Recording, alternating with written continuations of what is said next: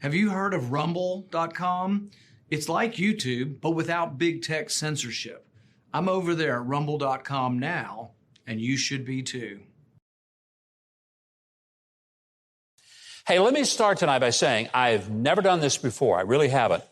But due to the nature and the mature, sensitive aspect of the content of my opening comments tonight, I want to advise you that my comments may not be suitable for small children. So if you've got young children watching, you might want to have them out of the room or turn the sound off during the monologue, because I want to balance being a reliably wholesome show, but I also want to be blunt and clear about a topic that I feel is vitally important for the families of America. So that disclaimer, never done it before, may not ever do it again. But I want to tell you that I grew up faithfully watching the Mickey Mouse Club on our black and white TV. And I was singing along with the opening and the closing songs every day. I knew all the Mouseketeers by name and probably even had a crush on the girl Mouseketeers like Annette Funicello. On Sunday nights, my family watched Disney's Wonderful World of Color, although I never saw it in color. Color TV wouldn't be something my family had until I was in high school. And there wasn't a Disney World in Florida back then, just a Disneyland in California. And I dreamed that someday I'd get to go there. The Disney brand was magic. And Walt Disney was like everyone's favorite uncle who was rich and had all the cool stuff. I mean, the Disney movies were dependably wholesome, family-friendly, and most all of them had a moral lesson embedded in the plot. Parents knew that their kids could see a Disney film and be entertained without being embarrassed or indoctrinated. Just a few years back, we took our entire family to Disney World.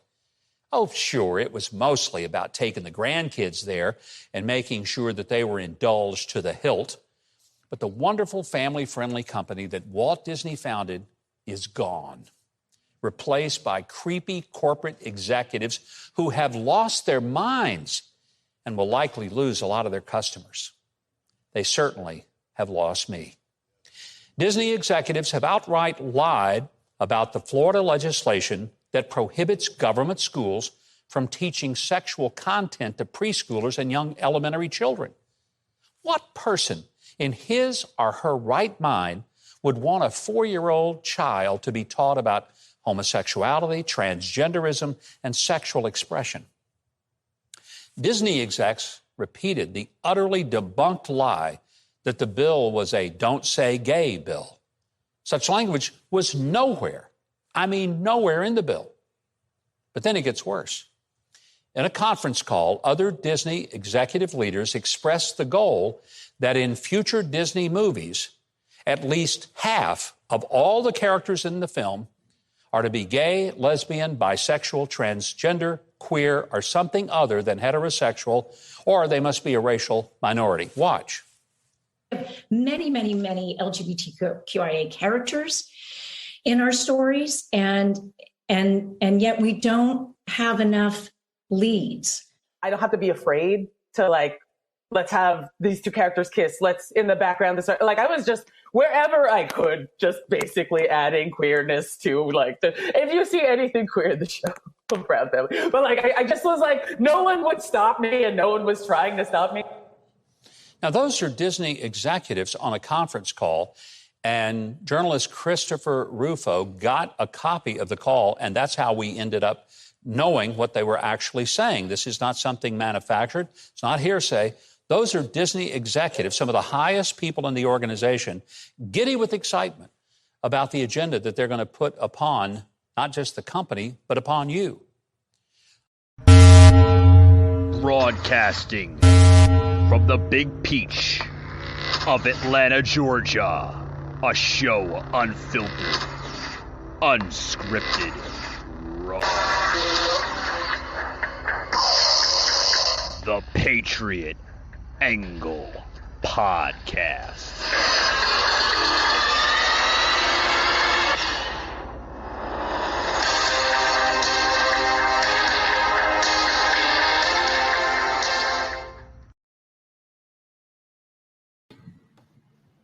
Alrighty, guys. Welcome to tonight's stream. Welcome. Guys, I want to thank you for your patience for that intro video. It does show a lot of relevance to what we're going to be talking about tonight with Mike Huckabee, the father of Sarah Huckabee Sanders. So I hope everybody paid attention to that video, that intro video, okay? And I'd like to thank foremost Jimmy the Rant for taking the time out once again of his busy schedule to join the Patriot Angle podcast. So thank you very much, Jimmy. Man, what's up? Yeah, what's up to you? Before we start the show, Jimmy, how is your week going, bud? Oh, it's a little hot up here, man. We reached like about 100 degrees today. The air was a little bit warm. It's all good. I was relaxing in the AC all day anyway, but yeah, it was pretty. It's pretty hot out, man. The air's hot. You know, you leave the windows down while you're cruising, and you feel it. You feel it get steamy. Trust me. I get the feeling. Guys, this is going to be a really, really big show. It's going to be one of those, what I like to call it a MAGA show, right? Right. So hour one, guys, Jimmy and I are going to be discussing basically, what the hell is going on with Disney? Has it gone to a point of no return? Okay. Has it gone to a point where it cannot go back to the original formula of the company? We're going to touch a lot on that on hour one, guys. Hour two, we're going to be bringing in two special guests. One guest I had on the show before, PJ Agness of Archangel Protective Intelligence, joining us here on the show on hour two, as well as another guest from Walt's Kitchen Table podcast, the host himself, of Walt Disney, if I'm pronouncing his last name correctly. I'm terrible with last names. And then basically closing off the show on hour three, we're going to have the analysis of the Patriot Angle podcast, Soslin Temison, on the show. So Sauce is saying he's going to try for video. God willing, we hope. See how strong the towers hold up there in countryside of Madison, right, Jimmy? You're coming in a little choppy. Do you hear me okay? Yeah, I hear you very well, yeah. You sound like there's a little bit of interference, but I just want to make sure before you go on 3 hours of choppiness, you know what I mean? Oh, yeah. I can hear myself, I want to make sure that I have the, the audio seems to be on echo cancellation, so it seems to be working pretty well.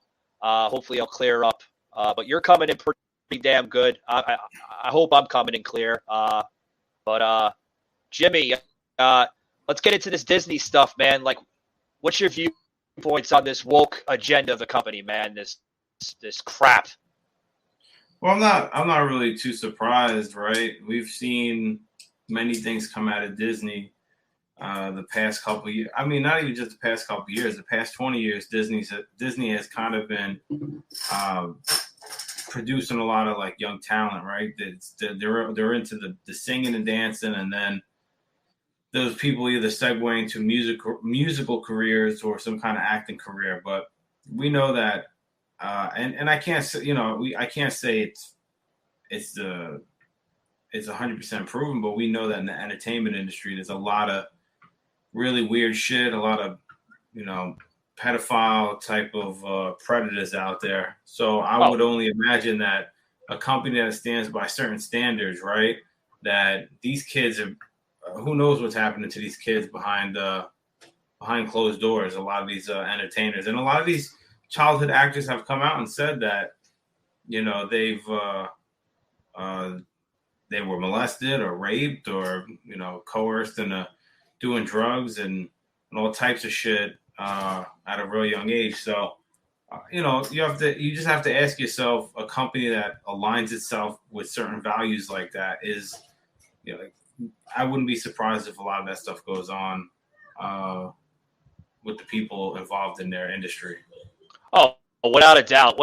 I mean, Jimmy, this is not the same damn company that we grew up with, where all your dreams can come true. Now the new saying is, hello, dreamers and fellow people of the world of magic. I think that's the new catchphrase. They can't say the old catchphrase. Now it's hello, dreamers, right? And a lot of it has to do with this whole new LGBTQ plus community, this new narrative that seems to be injecting its poison into the company. You know what I mean?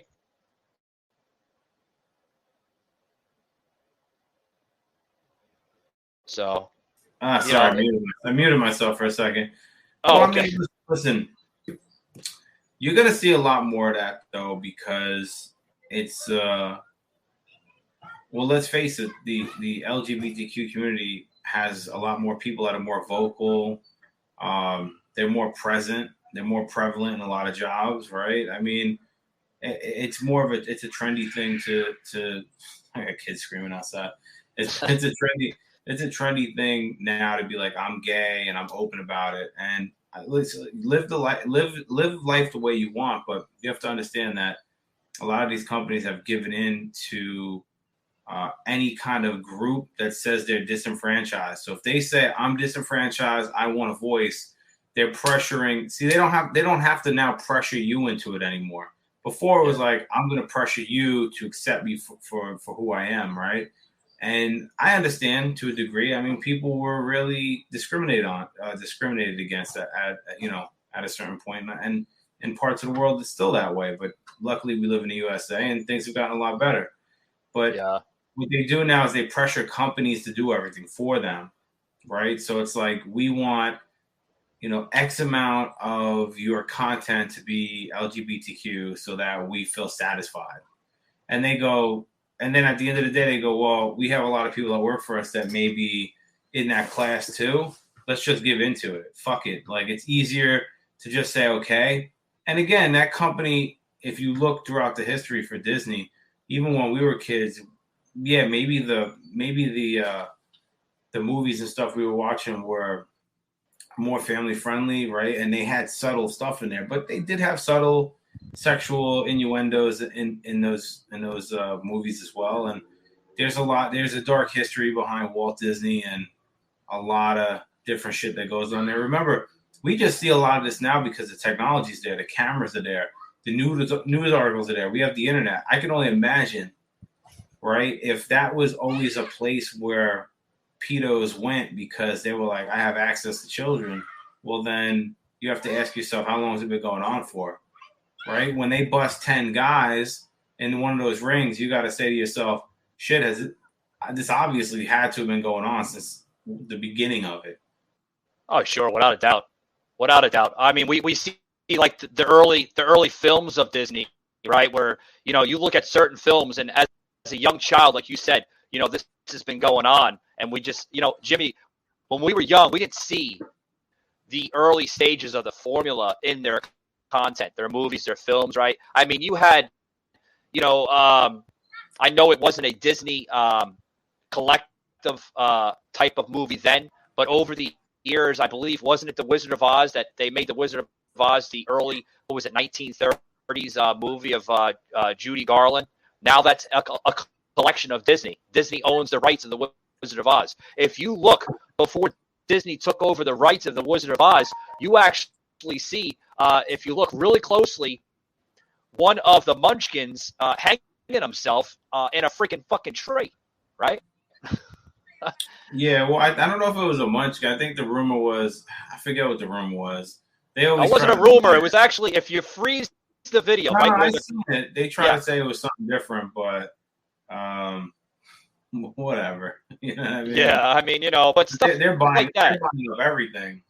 Yeah, stuff like that, Jimmy. I mean, I'm just using for a small example, right? Like, I mean, you look at Aladdin, right, where Aladdin is standing on top of the barricade balcony type of thing, right, on Jasmine's palace, and then he's like, all right, the hell with this. I'm just gonna, like, he has that mindset. He doesn't say the hell with this, but he has that mindset where he's like, oh, I'm just gonna jump over, right? And then he goes to jump over, and she's like, she's like, she thinks that he committed suicide, right? But he actually didn't. It's, the carpet that pretty much catches him, and then he floats up, hovers up with the carpet, right? So it's that hidden type. Yeah, it's that hidden type of crap that they put into the movies that kids, as young as 5-6 years old, they don't understand. You know what I mean? Well, I wouldn't. I wouldn't use that as an example for me because I don't think it teaches like. I don't think their older movies really like. I don't feel like I've grown up watching those and go, well, yeah, I feel like, you know, there was some kind of sexual stuff thrown in there that made me change the way I think. There's subtle stuff in there, and that could have been the artist just kind of fucking around and being bored. You know, I mean, Disney is buying up a lot of things. I mean, they are a mega corporation, a mega company. So I'm not surprised at the way they do things, and I'm not surprised that clip that you plugged in the beginning. The lady was Latoya Ravenue or something like that, where she said that she's just it was one of the people that were kind of like feeding off of what Mike Huckabee Sanders was basically saying there. But yeah. Well, I think that she said she's going to plug in queerness wherever she can, and I mean, let's face it, that's a real thing. So I'm not 100% opposed to it, but I'm more opposed to the fact that, the legislation that was not opposed to it, but I mean, anyone who opposes the legislation that he was talking about too, right? About the bill that was passed, and it really gives parents a little bit more freedom over like what education their kids get, and not trying to teach the kids about sexuality up until a certain age, which makes sense. And I know Disney's like, well, we're woke now, so we have to kind of, fight against it. And that's what'll happen, right? So you'll have somebody who's kind of a rebel, and he stands out and he's like, I'm going to make it so that I know that in my state, they can't bring this discussion up until they're of a certain age, right? Which I think most of us had sex ed around 8th grade, beginning of high school. Yeah, but my next question is, Jimmy, like, do you think, okay, and this is your personal opinion, I'm not going to judge you. I mean, you should know me by now, right? Do you think that they should be teaching this shit in grades from kindergarten to at least maybe 4th or 5th grade? No, I don't know anyone. So here's the issue. If we lived in a utopia, I always throw that out, which we don't. If we lived in an absolute utopia where the children that were being churned out of schools are absolute geniuses, right? Then I would say they have the competency to kind of understand maybe some of that content to a small degree, but we don't. We're churning out, right? And passing grade, like the national IQ slipping, and the passing grade keeps getting lower and lower. So what is the benefit?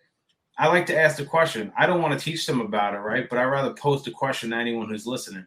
What do we get out of it if kids are graduating at a lower level than what previous classes may have graduated with, right? A lower average. What do we get out of teaching them about trying to sexualize them or teach them about anything sexual, right? They're coming out. They don't know math. They don't know science. They don't know history. They don't know language arts. But we're like, well, let's teach them about transsexuals, and men can have babies, and 2 daddies, 2 mommies, and let's also teach them about white supremacy. So I'm like, but Jimmy, this is coming out from who the hell the secretary? I forgot who or he or whatever, the he/she there in Biden's administration. You know who I'm talking about. I forgot his fucking name or her name or whatever the hell it wants to be called. But this is coming from the actual cabinet member of Biden's administration, saying that it's quite normal for a 5-year-old to understand transgenderness, to understand that it's okay to be a girl when he's really a boy, Yeah, no, I'd have to disagree with that big time. And I watched a video the other day, and it was a mother and a boy, and they were in a changing room, and she was kind of questioning him, but also kind of feeding him answers at the same time. And she's like, well, he had a dress on, Oh, do you like wearing dresses? And he's like, yeah. Oh, but what happened? Well, I don't like wearing dresses at school because the kids make fun of me. and she's like feeding him, like basically imposing her will on him. It didn't seem like he was so interested in wearing a dress. It was that she was going to get her point across. That's that toxic kind of, parenting right there. Like, I'm going to force this on this kid now. Listen, kids are impressionable. If I went and I took a class of kids and I was isolated from society and I said, I'm going to change it around. Boys are going to be girls. Girls are going to be boys. And that's the way I taught them. They would grow up thinking that way. So the fact that we don't believe that, teaching them at a young age when their minds are like sponges, that this doesn't affect them in any way, is kind of fucking insane, because that's the intent of teaching them, right? You have that window when you have a kid. Anybody who has kids out there, man, you have a certain window, and that's between like 1 and 3, where you could start feeding them a lot of shit and they're really starting to try to grasp it, and you want to teach them their ABCs, you want to potty train them. Those are very important times in their life, right? And then from like 3 years old to 6 years old, 7 years old, they start to develop their personality. And I'm no psychologist, so I'm not speaking as an expert. I'm speaking as a father. I'm speaking as someone who has kids and been around kids. They start to develop their who they are, their personality, right? So if I took a kid that was between 3 and 6, which would fit in those age, like, or 3 and 8, who fits in between kindergarten to 3rd and 4th grade, and I taught them like nothing but shit like that, then that's what I'm getting out of it. But if I took that, they're not learning the true nature of what it's, what life is supposed to be, right? They're learning a fabrication on this new system. That's my own personal opinion on it, Jimmy. Yeah. They're learning what you want to teach them. So like if you took a class of kids and again, you hammered them with math and science, right? Yeah. You may have an Excel program by the time that kid gets to 5th, 6th grade, you might have, out of a class of 30, 20 kids that excel greatly in those areas. And if you notice, those are the areas we lack teaching the kids in. So, we only make them smart enough so they can fucking, sign the papers and push the buttons for big companies when they come out. But we don't teach them how to become successful with certain things. Like there's a lot of certain loopholes and. Oh, without a doubt. What's that? I said, without a doubt. Yeah, I totally agree. Yeah, because there's so many things out there that you don't learn in school that wealthy people take advantage of. So, sure. And there's just a lot of deflection going on with the left too, because there's been a call for arming teachers, right? Which I agree. I think there should be some personnel on the school grounds without that's trained and capable of carrying a firearm, so that if there was some kind of intruder there looking to, his intent was to do harm on the kids, people will be more prepared. But then at the same token, I noticed the left going, well, you want to arm the groomers now? You guys are calling teachers groomers? No, I want to get that, I'm a little tired too. Sorry. I'm a little so I'm a little slow, but I was going to say, did you got too much fucking cold ones over there or what, man? We got to get you the... not a lot of, we don't get to sleep much in this house, man. We just... I was going to say, I'm going to have to do an Uber Eats for you there, Jimmy, for a McDonald's cheeseburger to wake you up or something, or what, man? If I had too many cold ones, I would have had a good sleep last night. I'll tell you that.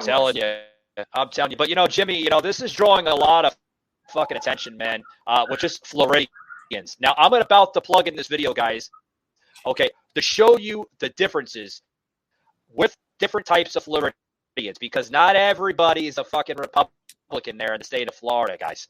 There are some liberals that actually reside in the state of Florida, believe it or not. Guys, check this video out. We've been going to Disney for a long time, and we're tired of the extreme changes that they seem to think are pleasing everyone, when if they actually spoke to the people in the park, they'd find out they're not.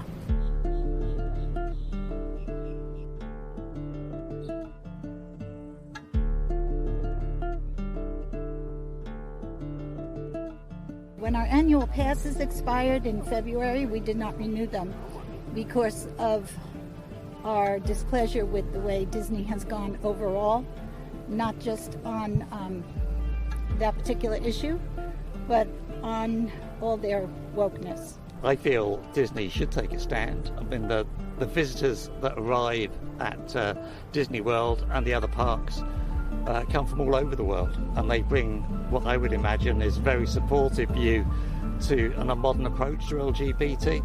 I think they need to stay out of politics. Well, it is Disney's constitutional right of being in this wonderful country. If they believe their thoughts that bill should be repealed, that's their belief and that's their rights.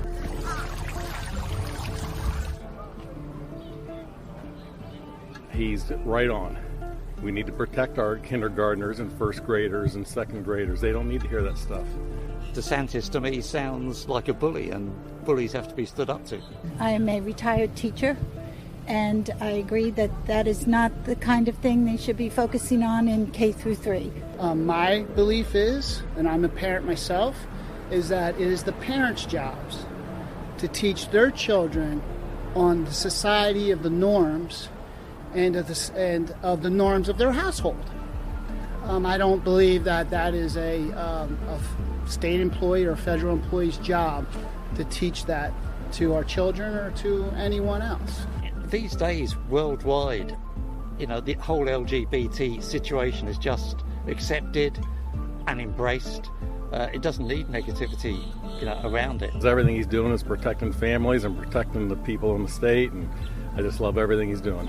There's a lot more important topics those kids could be learning, and I think they need to be given a chance to develop themselves before they start being taught about what they should be.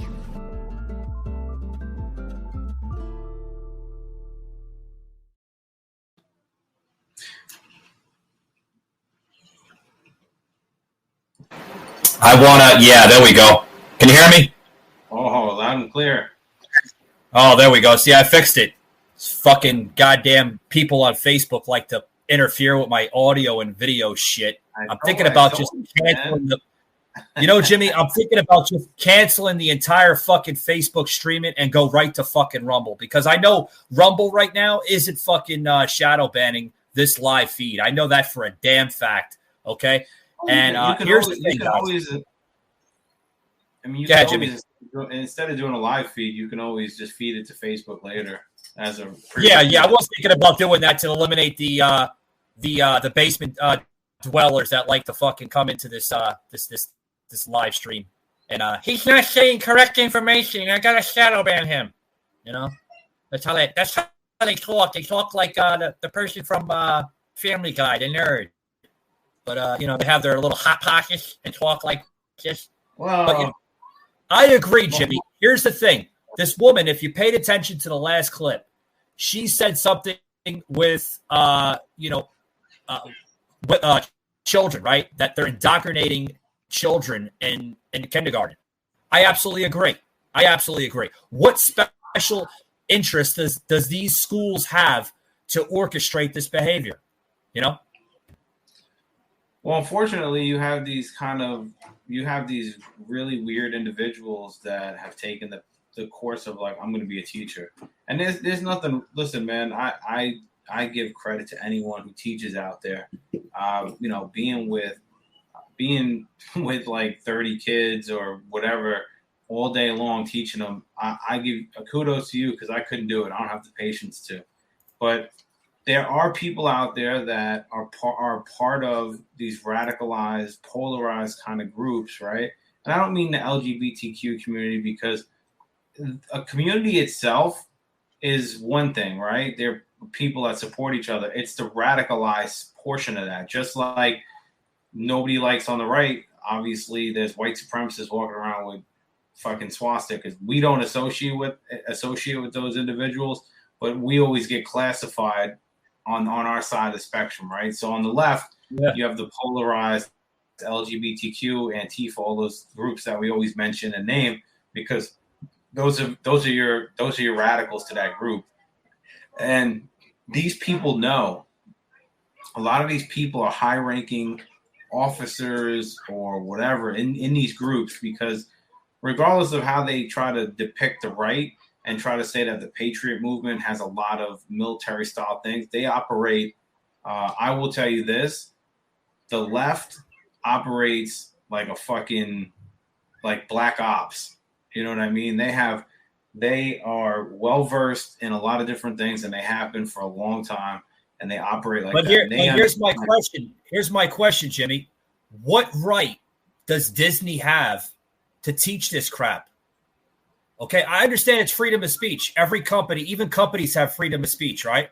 Every company's have it. I get it. But what right does Disney have as a company, as once labeled teaching children about values and morals? This was a company once known for that, Jimmy. What do you think changed their mindset?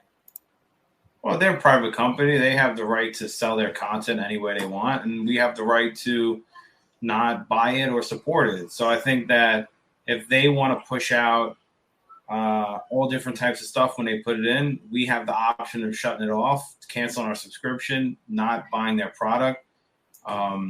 Going back to that video, right? You had a retired teacher, you had a parent, you had a couple people for, a couple people against the legislation that DeSantis put in. What I will say that is that's interesting is that Disney actually owns Fox. So it's crazy the amount of stuff that's discussed through Fox, and Disney owns it.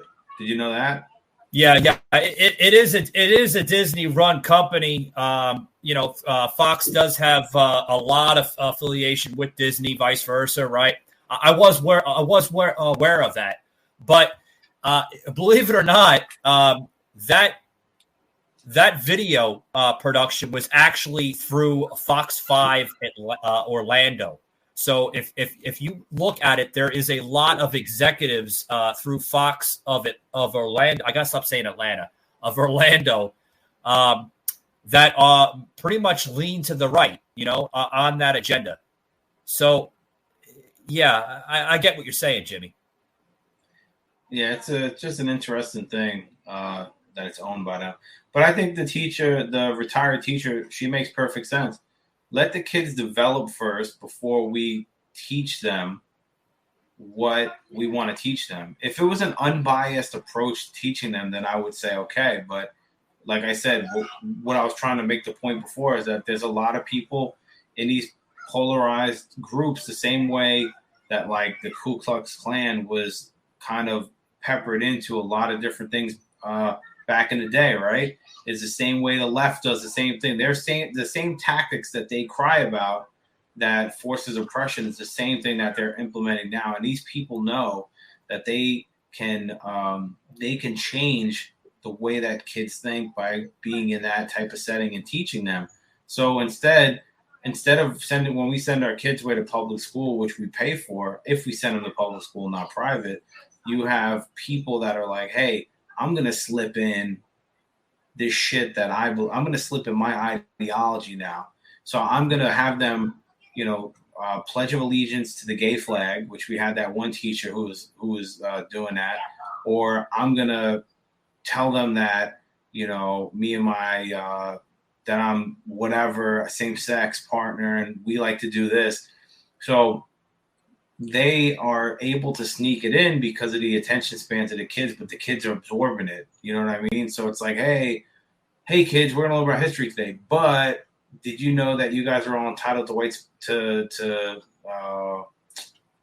supremacy or white privilege? Did you guys know that? And you're like, wait, that's not part of that's not part of the curriculum. But at the end of the day, who's going to stop it, right? So that bill is basically just saying that you're going to lose your job if you start to talk about this shit if it's not approved by the state. And I agree with one of the gentlemen on there. It's not for a state or federal employee to sit there and teach our kids about that. It's for us to teach it, because there's a lot of different cultures and religions that would not want their kids to learn about that. And they will be taught about that at home. And their parents, what happens is when you allow these teachers to go and do this, right, It's not like Disney. Disney, like I said, we could stop buying their merch. We could turn them off. We don't have to pay attention to them. We could talk out against them. But when it comes to public schools and we pay taxes for this, all right, they're basically telling you that, your children, we own them during the day, and we'll teach them whatever we want, and we'll instill Jimmy, whatever values we want. But Jimmy, do you think? Okay, this strikes a hard nerve in my body. I grew up off of Disney. You did too. We're practically around the same age.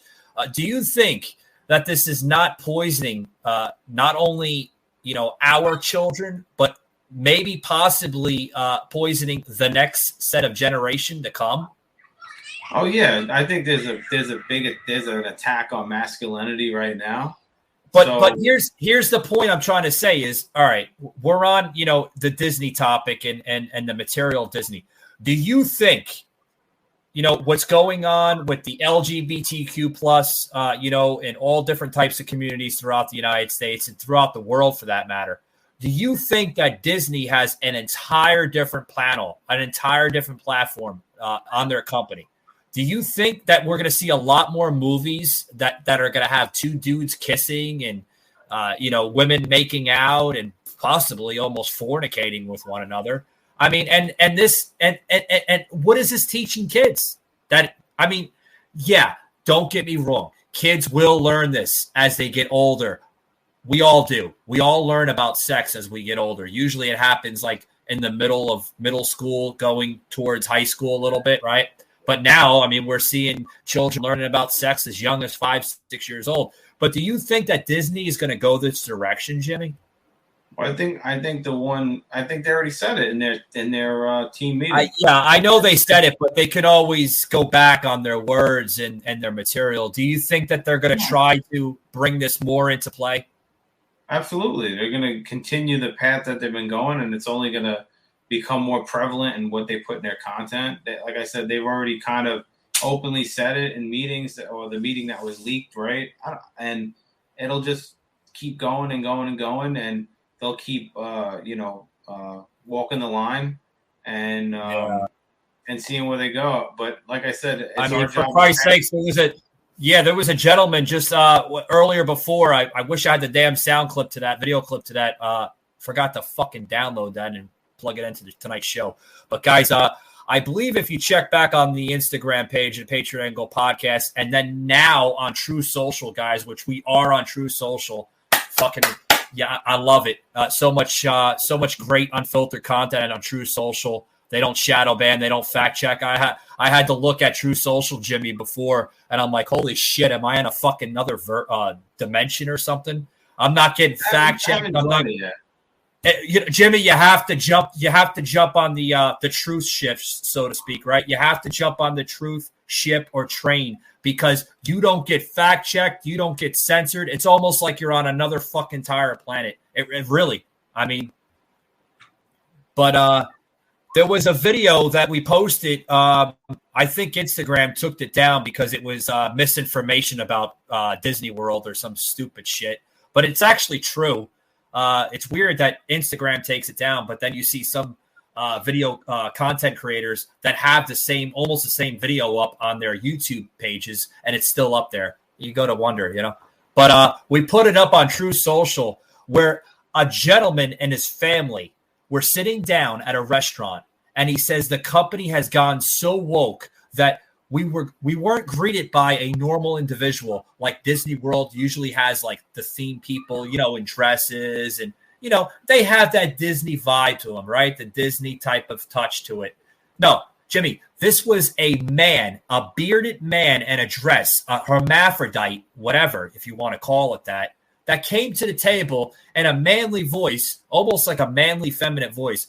Can I take your order? It was a woman with a beard and a dress. Like, your reaction as a father, Jimmy, what would you do, man? Like, would you leave? That's a little sick, man. Well, yeah, I don't hang out at places like that, so.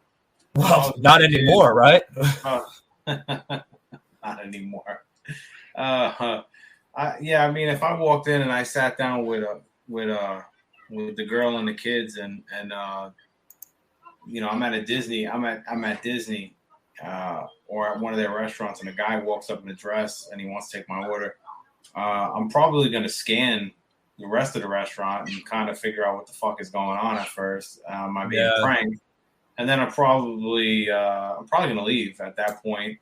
Or we're just going to make fun of the guy the whole time, just fucking with him. But we're not, I try not to. I'm just saying, like, a little playful banter. But I probably wouldn't hang out there. Like, if they're, and the reason why I wouldn't hang out there is not because, does the guy gross me out or anything? Nah, I don't care. But it's the statement that they're trying to make by sending that individual over, right? They're making a statement, and you have to make a counter statement and say, well, you're going to lose my business now. So because we couldn't do it like normally, it had to be this way of doing it so I can have a meal. So no problem. You send out the bearded lady, and unless I'm at a carnival or a freak show. I was going to say, that's this type of shit you would see at a damn circus or something, like if I was at Ripley's Believe It or Not and they did it, I'd say makes sense. Probably part of the program here. All good. But I'm at Disney and the princess comes out and it's a dude that looks like me. I'm probably going to be like, I think it's time to go. We're going to go to Hibachi down the street or something. Come on, kids. Let's go to McDonald's. At least McDonald's is a fucked up company, but they don't have bearded men in dresses at McDonald's. Guys, we got a lot to say here. We got a lot to say here, guys. We're almost wrapping up hour one. I got to get a quick break in before we bring in our guest here for hour two. They will be joining us momentarily. As soon as I see them in the green room here on the bottom here of the screen of the digital green room, we will bring them in, guys. But we'll be right back after these short words. Hour two, we will have PJ Agness and Walt from Walt's Kitchen Table Podcast. I had to remember I had to say that correctly. Be right back, guys. Look around. The world is changing fast. And while some people hang on to the way things have always been, others are showing us the way they could be. There's a growing movement comprised of those who won't compromise, those with the desire to push things forward coded right into their DNA. They are the creators. They unleash their ideas on die-hard believers as well as the unconvinced. They make something new where there was nothing before, shining a light to reveal what others can't see. So we say to all creators, your time is now to champion fresh ideas, build new movements, and earn what you deserve. From here on out, you define creativity, community, and commerce. We're just here to provide everything you need to make all that you imagine and share it with the world at the speed of culture. This is Spring for Creators. Good things happen when people connect. Great to meet you. You made it. Let's get started. And Calendly is how you connect, so you can make those good things happen. Calendly makes it easy to schedule a meeting with anyone, anytime, anywhere by simply sharing a link. You create one meeting request and everyone chooses from a list of times you're available. Calendly knows when you're available because it integrates securely with your calendars. Everyone picks a time slot, Calendly locks in the meeting, and it magically shows up on their calendars. Change your mind? Rescheduling is just as easy as scheduling. Calendly handles all of your bookings, reminders, and follow-ups, so you can go right to the good part. Woo, I'm excited. Good things happen when people connect, and Calendly makes that easy. Calendly, easy ahead.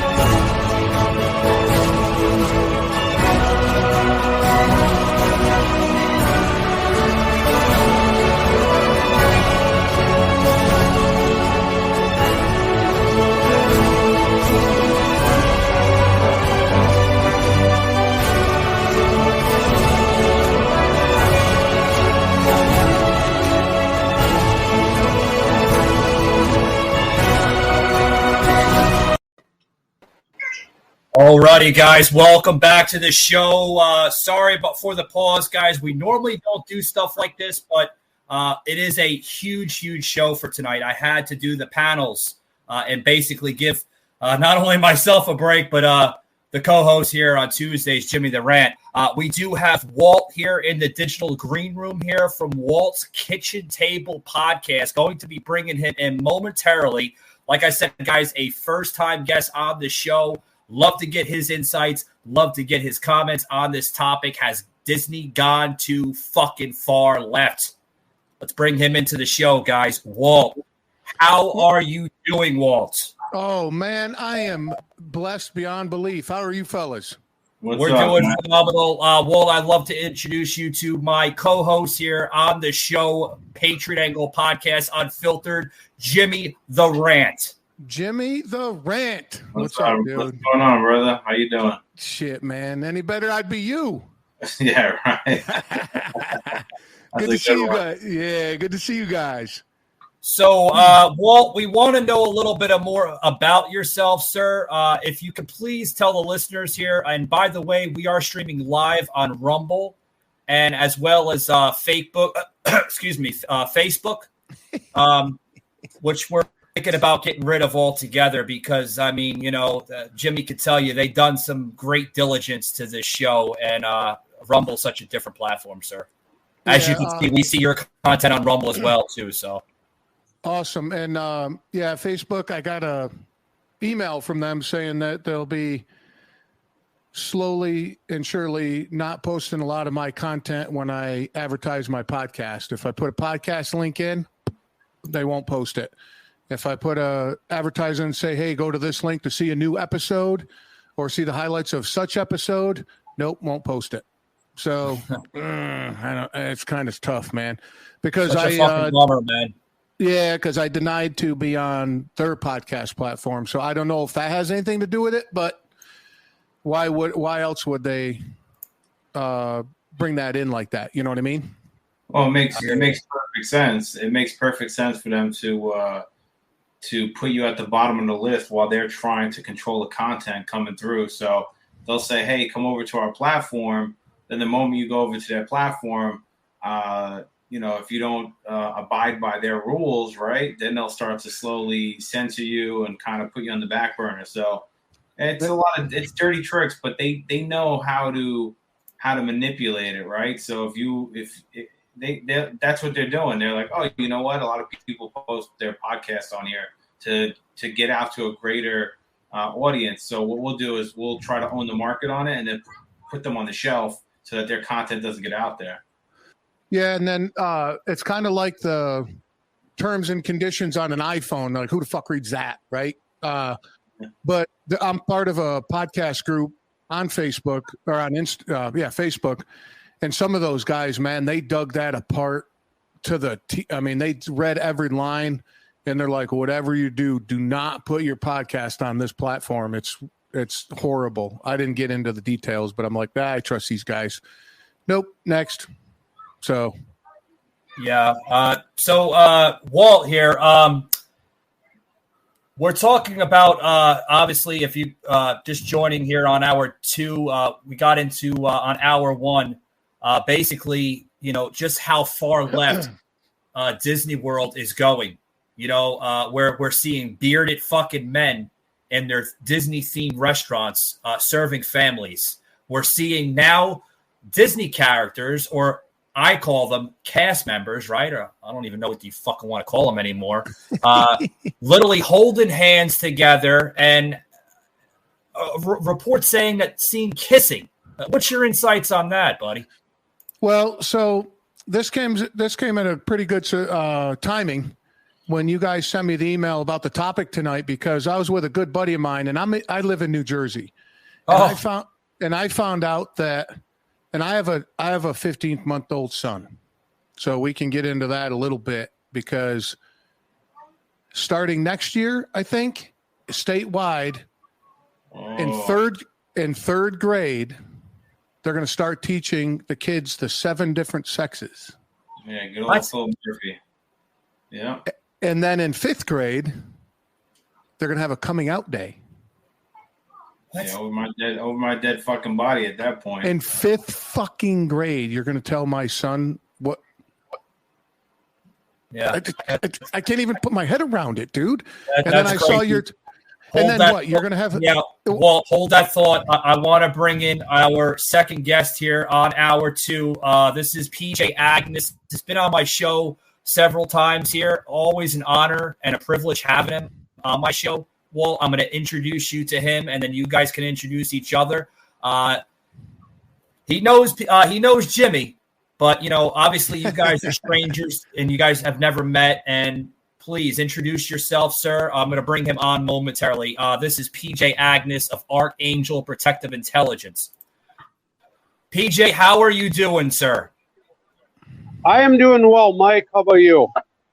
Doing great, sir. Where? You just dropped it. Oh, there we go. PJ, we thought we had to send the EMS for you, sir. There we go. Yeah, PJ, I'm having a little issue here.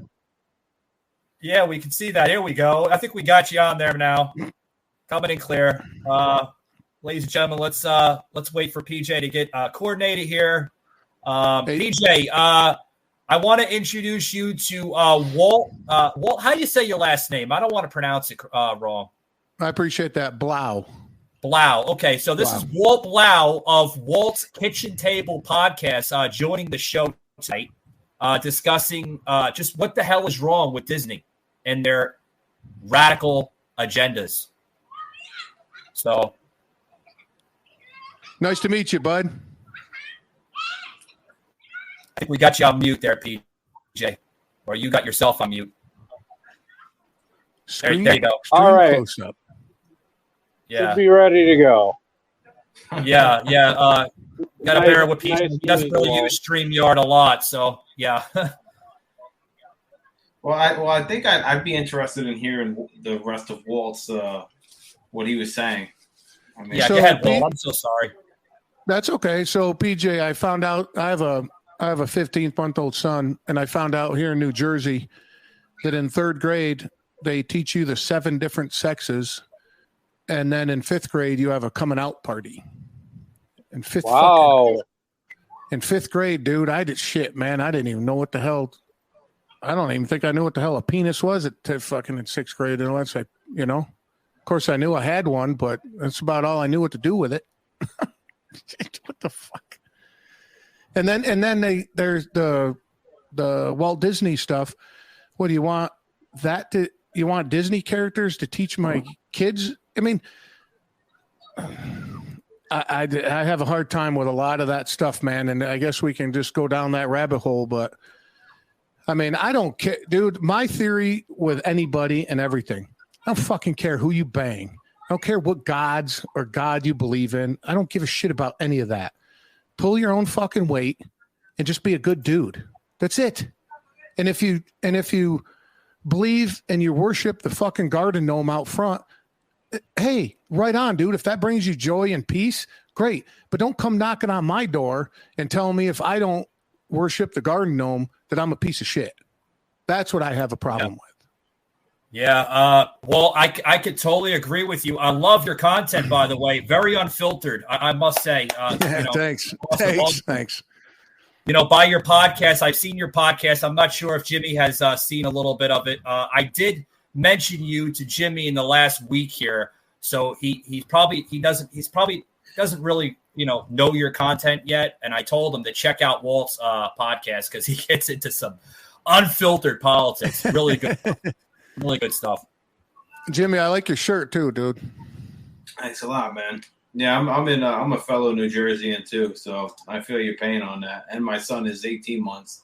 I got two older boys, but one of them is in private school, the other one's in public. But I mean, yeah, I think that was what me and Mike were talking about in the first hour was what Governor DeSantis did was the perfect thing. Listen, Disney is a huge company. Again, we have the right to turn off their content, not support them, not buy their stuff. But when you do have state employees like teachers and they want to teach this type of shit, we need our elected officials to step in and say, this isn't allowed on the government level. That's the point of voting these individuals in. They're supposed to represent us. Unfortunately, in New Jersey, you being and Mike being he was a resident of New Jersey too. Unfortunately, we know it's a blue state, so we know that people cry for this stuff. They're like, "Oh, we love it. We absolutely love it. Make the kids gay. We love it." And you're like, "I need my kid to pass math and science first because he needs to get into school." And you're like, "No, teach him about white guilt. Teach him about being gay. Teach him about." And I'm like, "Listen, those subjects should, in my opinion, should be, you should segue them into high school, right? When kids are coming of age and have a little bit more of an understanding. If you want to teach a 13, 14-year-old and say, hey, there's this, because if you have a 13, 14, 15-year-old, they're going to take it a certain way. Their hormones are racing. If you want to teach them, I mean, that's when we had sex ed in high school. First year in high school, we didn't have it in grammar school. And by the time I got to high school, I was already experimenting with girls and stuff like that already. So you have an idea. Here's my content. Yeah, here's my question for all of you guys, and I'd love to get everybody's insight. We plugged a video in earlier tonight on the show during hour one of just different types of Floridians, little different types of Floridians, giving their views and their comments on this woke Disney agenda, saying that Ron DeSantis was right on passing this law, right? And then some Floridians literally saying that, Ron DeSantis is being the bully against Disney World. Now, I want to get Walt's answer on this, and then I'll plug in the video for Walt so he can play a little catch up here. Walt, what's your views on this? Well, I think just like everything else in the world, it comes down to money. I believe that somebody, I don't know what group, or I don't know enough about that, decided to jump on this woke bandwagon with a company the size of Disney, crash the fucking stock, because that's what it did. I don't know if it went back up or not. I know you guys could probably answer that. Crash the stock and then do what they normally do, bring it back up. And during that time, they moved money around, and now they're going to get even fucking richer. That's just, yeah. I think it doesn't have much to do. I guess my opinion is they felt a little bit of pressure from the 0.04% of society. Right.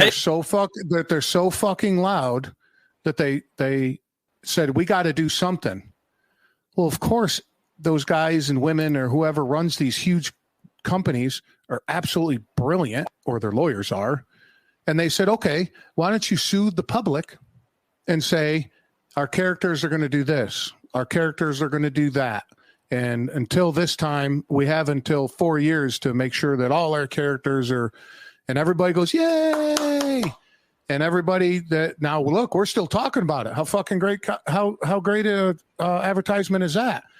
And then you see the stock plummet, and it's almost like they sabotaged it to make more money. That's just my opinion on that. I think it just goes. Yeah. I think it goes a little bit deeper. I think you have people that were. Listen, I have friends that are gay, and they're like, listen, they're like, we're just normal gay. Like everything that's going on now is normal gay.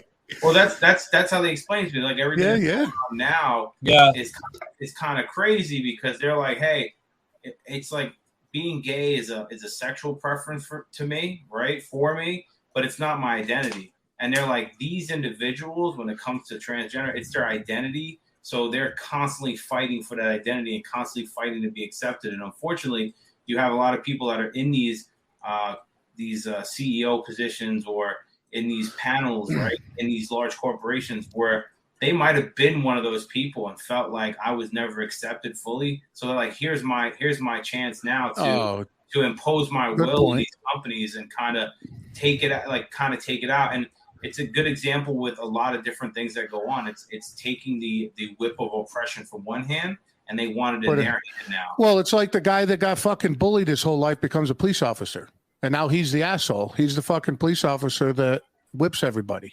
Well, that's what I mean. It's same thing. Yeah. It's righting an injustice for that person by taking it out on anyone else that had nothing to do with it.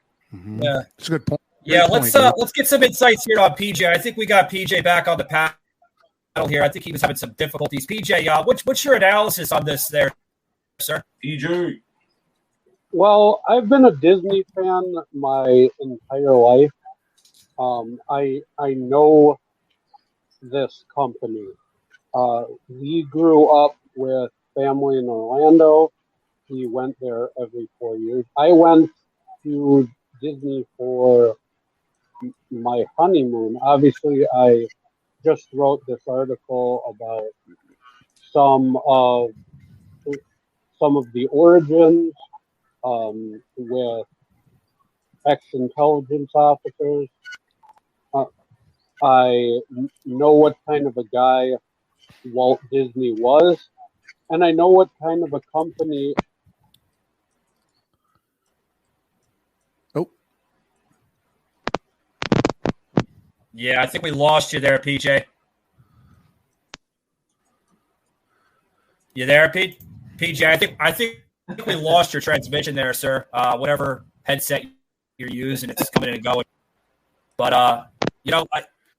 guys, I want to plug in this piece here. I'll just basically overlay it here on the show. Just literally, PJ had wrote an article. If you guys are well aware of Minnesota's media group, Koala Media, in the great state of Minnesota, where PJ resides at, wrote an article here, guys, on Koala Media. Check this out here. Basically here, the spies who built a Magic Kingdom by PJ Agness that pretty much wrote this up. You can check it out first and foremost here on the website. I'll plug in a little bit more into this. That's what the storytellers do. They restore order with imagination. And I mean, like I said, you could read the entire article, guys, on Koala Media, which is a tremendous media group. Have you read that, Jimmy? Have you got into that article by PJ? No, I got to check it out, man. I haven't had a chance. Yeah, definitely check it out. Yeah, it's a really damn good article. I thought PJ did like a tremendous job on that piece. And as you could say, he's a true advocate of conservatism here in America. And he also does other things as well, too. He pretty much gets into espionage, which I'd love to get his insight. But, apparently he's having some issues, his glitches on his end. That's what happens. It's the internet world. We come so fucking far, but still people have fucking problems here. You know what I mean, Walt? Yeah. Technology's great till it's not. Yeah. So, like there he goes again. He's popping and going. I guess the Wi-Fi there in Minnesota is not the greatest. And sometimes we have that fucking problem with Sauce here that will be joining us here on hour 3. Sauce he's from a little country town of Madison, Wisconsin, probably the most liberalist fucking area of the United States. And I mean, he comes and goes. Jimmy and I, we had to play like Duck, Duck, Goose, just trying to understand him. One episode, he was like, kind of like a cell phone call, But Walt here, it's kind of coincidence. We have a man named Walt, and we're talking about the company Walt Disney, right? It's kind of funny. People are like, in my accent, depending on how I'm feeling at the time, I'll say, my name's Walt. And they're like, what? Paul? I'm like, no, Walt, like Disney. And they're like, oh, okay, I get that part. Okay, yeah, Walt. Okay, gotcha. I'm like, but back when I was drinking, I've been sober a long time, but back when I was drinking, you could barely understand my name if I told you when I was 3 sheets into the wind. But, are you closer to Philly? No, I'm Central Jersey. I'm actually Montclair. Montclair, okay. Not too far. Yeah. I'm in Hudson County, so. Oh, nice. Yeah, Montclair is beautiful. I love that place. Yeah. I moved out from Colorado and I moved into Morristown, right? Okay. That was the first town I moved, and that's a beautiful, beautiful town. So you're a transplant. How long? What's that? How long you been here? 2013. Okay. Oh, 2013. All right, relatively new. Because I can hear it. I'm like, he must be from South Jersey because the accent does not line up with a New Jersey accent a little bit too much. So. No, Colorado actually, bud. I moved out here from Colorado. So let me ask you a question. Where you move from, like, where do you align yourself on a political spectrum, Walt?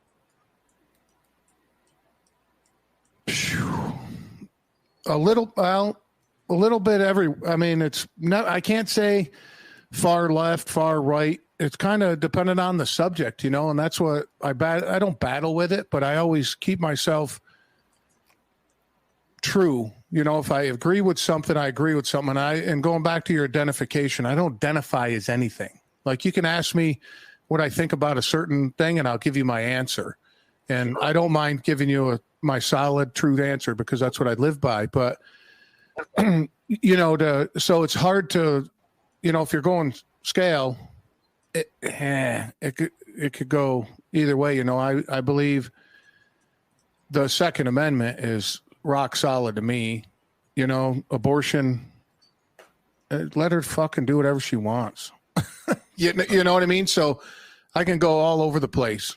No, yeah, I hear you. I mean, you don't have to sit into a certain set of values, which I don't find myself in them either, because I'm not a conservative, and I think a lot of people think right wing is conservative. I'm definitely a constitutionalist, right? I believe in upholding the Constitution, but there's certain social affairs. Yeah, but Jimmy, you're one of those. Hey, Jimmy, you're one of those guys that you're like an old school old man trapped in a young man's body.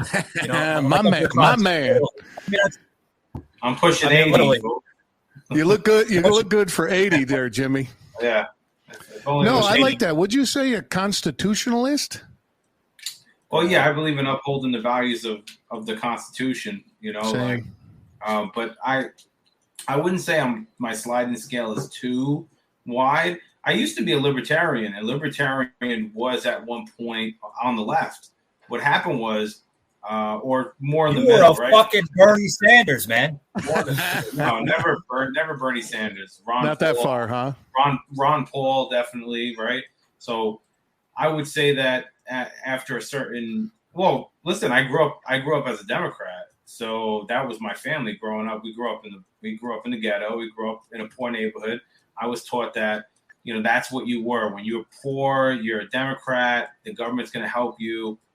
As I got older, I started to realize that in my opinion, the Democratic Party wants you to stay poor so you can stay their voting base. And they didn't help you at all. What they did was they hung a carrot in front of you and they gave you just enough to get by. But when you started earning a little bit more to better yourself, they take it away from you. And then you get trapped back in that vicious cycle. And that's kind of why people touch on this whole socioeconomics of like the ghetto. Yeah, they do the same shit to me down here in Atlanta, Walt. I reside here in Metro Atlanta, Georgia, and they look at me and they're like, another fucking New Yorker, you know? Well, the thing is, I see that my job took me into, Jimmy, you probably get this. It took me in the depths of Newark and Jersey City. Yeah, I work out of there, so. Yeah, so, you know, down in the beautiful city of Newark every day. Yeah. See, now my wife works in Newark as well, and I go, we don't both work in Newark. You work in one part of Newark, I work in the other part of Newark. I hear you. Yeah, we're gonna try to bring PJ back into the panel. Hopefully, he gave me a thumbs up here on a private chat here. Hopefully, he has a stream running. PJ, buddy, he's all smiles tonight, right, PJ? I can hear you. Okay, can you hear me? Loud and clear, buddy. The aliens Good. are. I don't know what is going on tonight, but I had to really quickly change some things around. I don't have any headphones in right now. That's I'm hoping good. that I think that's what it was doing. Those headphones, man, were disturbing the feed. But we can hear you now. Good. Yeah, I don't know that it was those, because I lost those a while ago, and I couldn't hear any of you guys. But I'm here now. Yeah. Hey, PJ, why don't you, I don't know if you heard the last bit here of the piece. We were talking about your affiliation with Koala Media, that an article you put out relating the topic we're talking about tonight on Disney. You put that out on Koala Media. You want to basically explain why you feel that way, that you put out on that article? Well, real quick. Well, I'm sorry. It was more of a history piece, but Walt Disney and the people that really Walt Disney World in Florida were actually intelligence officers. Wild Bill Donovan, who headed the OSS, and Paul Hellwell, who was a OSS officer, later became a CIA officer, who was covertly financing the Bay of Pigs invasion at the same time that he was setting up this private government for Walt Disney. And he wasn't a fan of regulation. He wasn't a fan of government. He was a shady dude. I mean, he was, laundering money for the CIA. He was trying to kill Fidel Castro at the same time that he was running this disinformation campaign built Walt Disney, for right, PJ? Disney and setting up this improvement district for Disney. But they were all staunch anti-communists, and all of them would be rolling over in their graves if they could see what was happening with kind of this neo-Marxist and really kowtowing to the Chinese Communist Party that Disney is doing nowadays. This was absolutely antithetical to the people that were involved in heading up the company. Walt Disney, of course, was a conservative Christian, staunch anti-communist. And he's really been demonized by the left because he was an anti-communist. Not in any way anti-Semitic at all. In fact, he surrounded himself with a bunch of people who were ethnically Jewish. But they would be rolling over in their graves if they saw what kind hold that thought. of PJ, you're getting into some really good topics here. I think Walt had something to say towards that. Go ahead, Walt. No, what I didn't get a chance. I didn't know anything about that article until you just brought it up. And I was just hoping to get kind of a 30,000-foot view recap of that article so I could keep up with the conversation on that. That's all. Yeah. It's a good piece that PJ put out there on Koala Media. He's a big advocate of that company there up in Minnesota. True.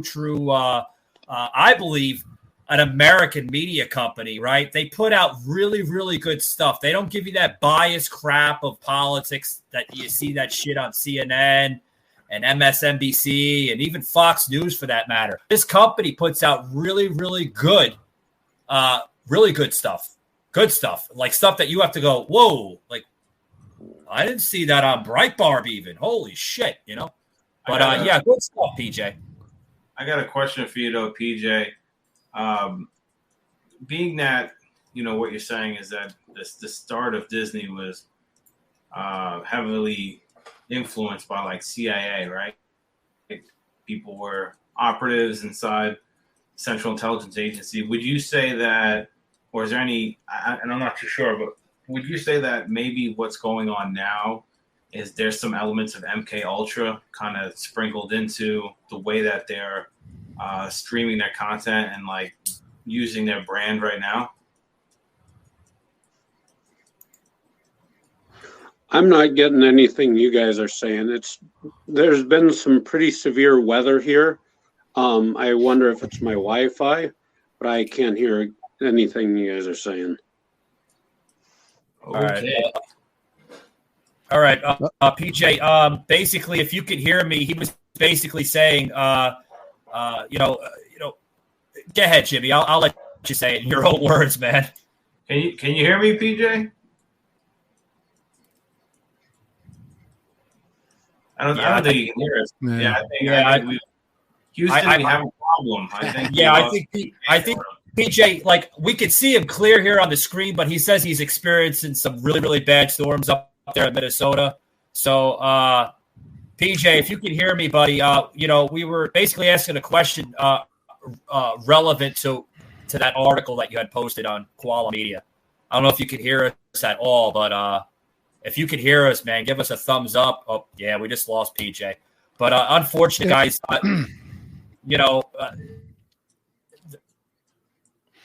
the man is experiencing heavy thunderstorms, probably lightning. So I just looked in the area where he's from, and he's experiencing a lot of bad weather. So, those storms could be kind of trickling out the Wi-Fi in his home. So, Walt, if you want to get into any more questions, I know we only had scheduled you for 45 minutes, but kind of approaching that 45 mark. If you want to get into any more content here, sir, the floor is yours.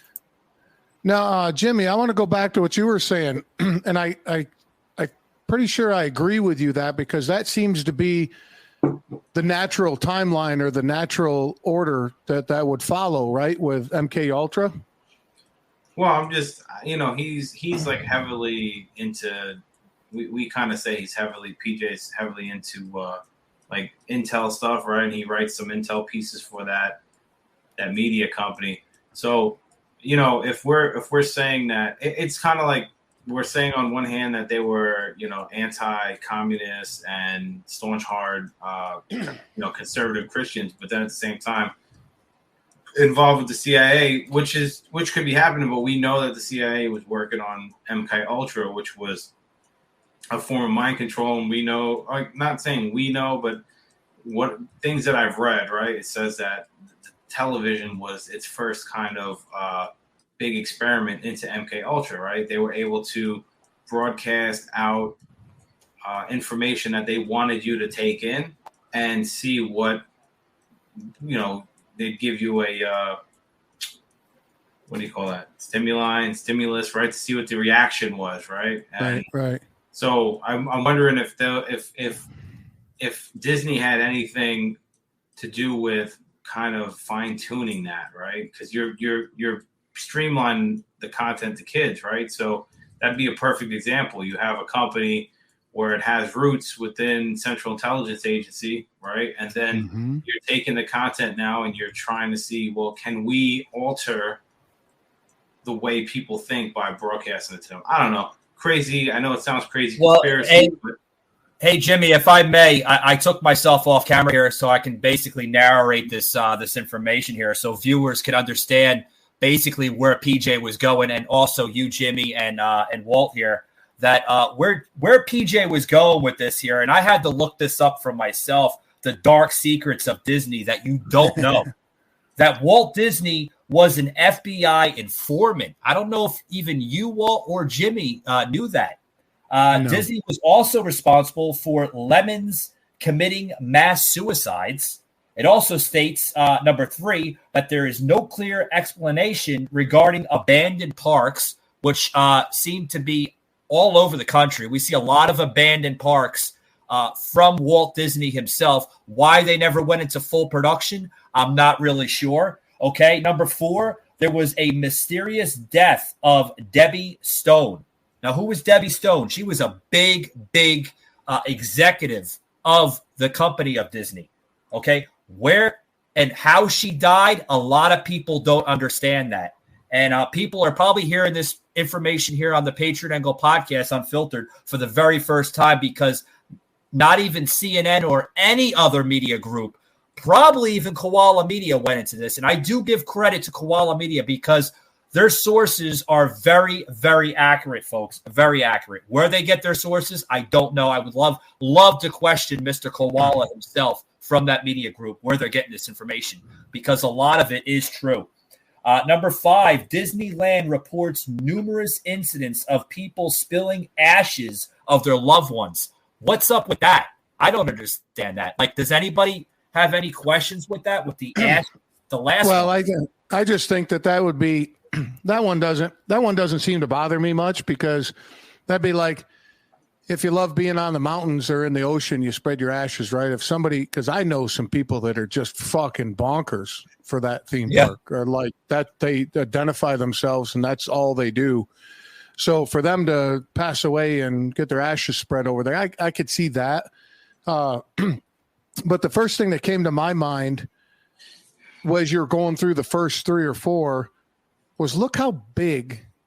I mean, we probably don't even have the slightest, we can touch on a little bit how big of an impact that this corporation has had just on the world, right? Oh, so sure, without a doubt, yeah. Yeah, so can you imagine the people or organizations that approach this dude or try to, I guess, for lack of better words, infiltrate this corporation through, like, what was that lady's name? The lady's name was actually Debbie Stone. She had a huge affiliation with the company as a high executive. So okay, so call me fucking crazy, right? Jimmy, jump in if you think I'm crazy on this. I can't get to Walt Disney. I want to get my impact, and I want him to, because he streams to millions and millions and millions of little people and adults. I can't get to him. So who's next down in line?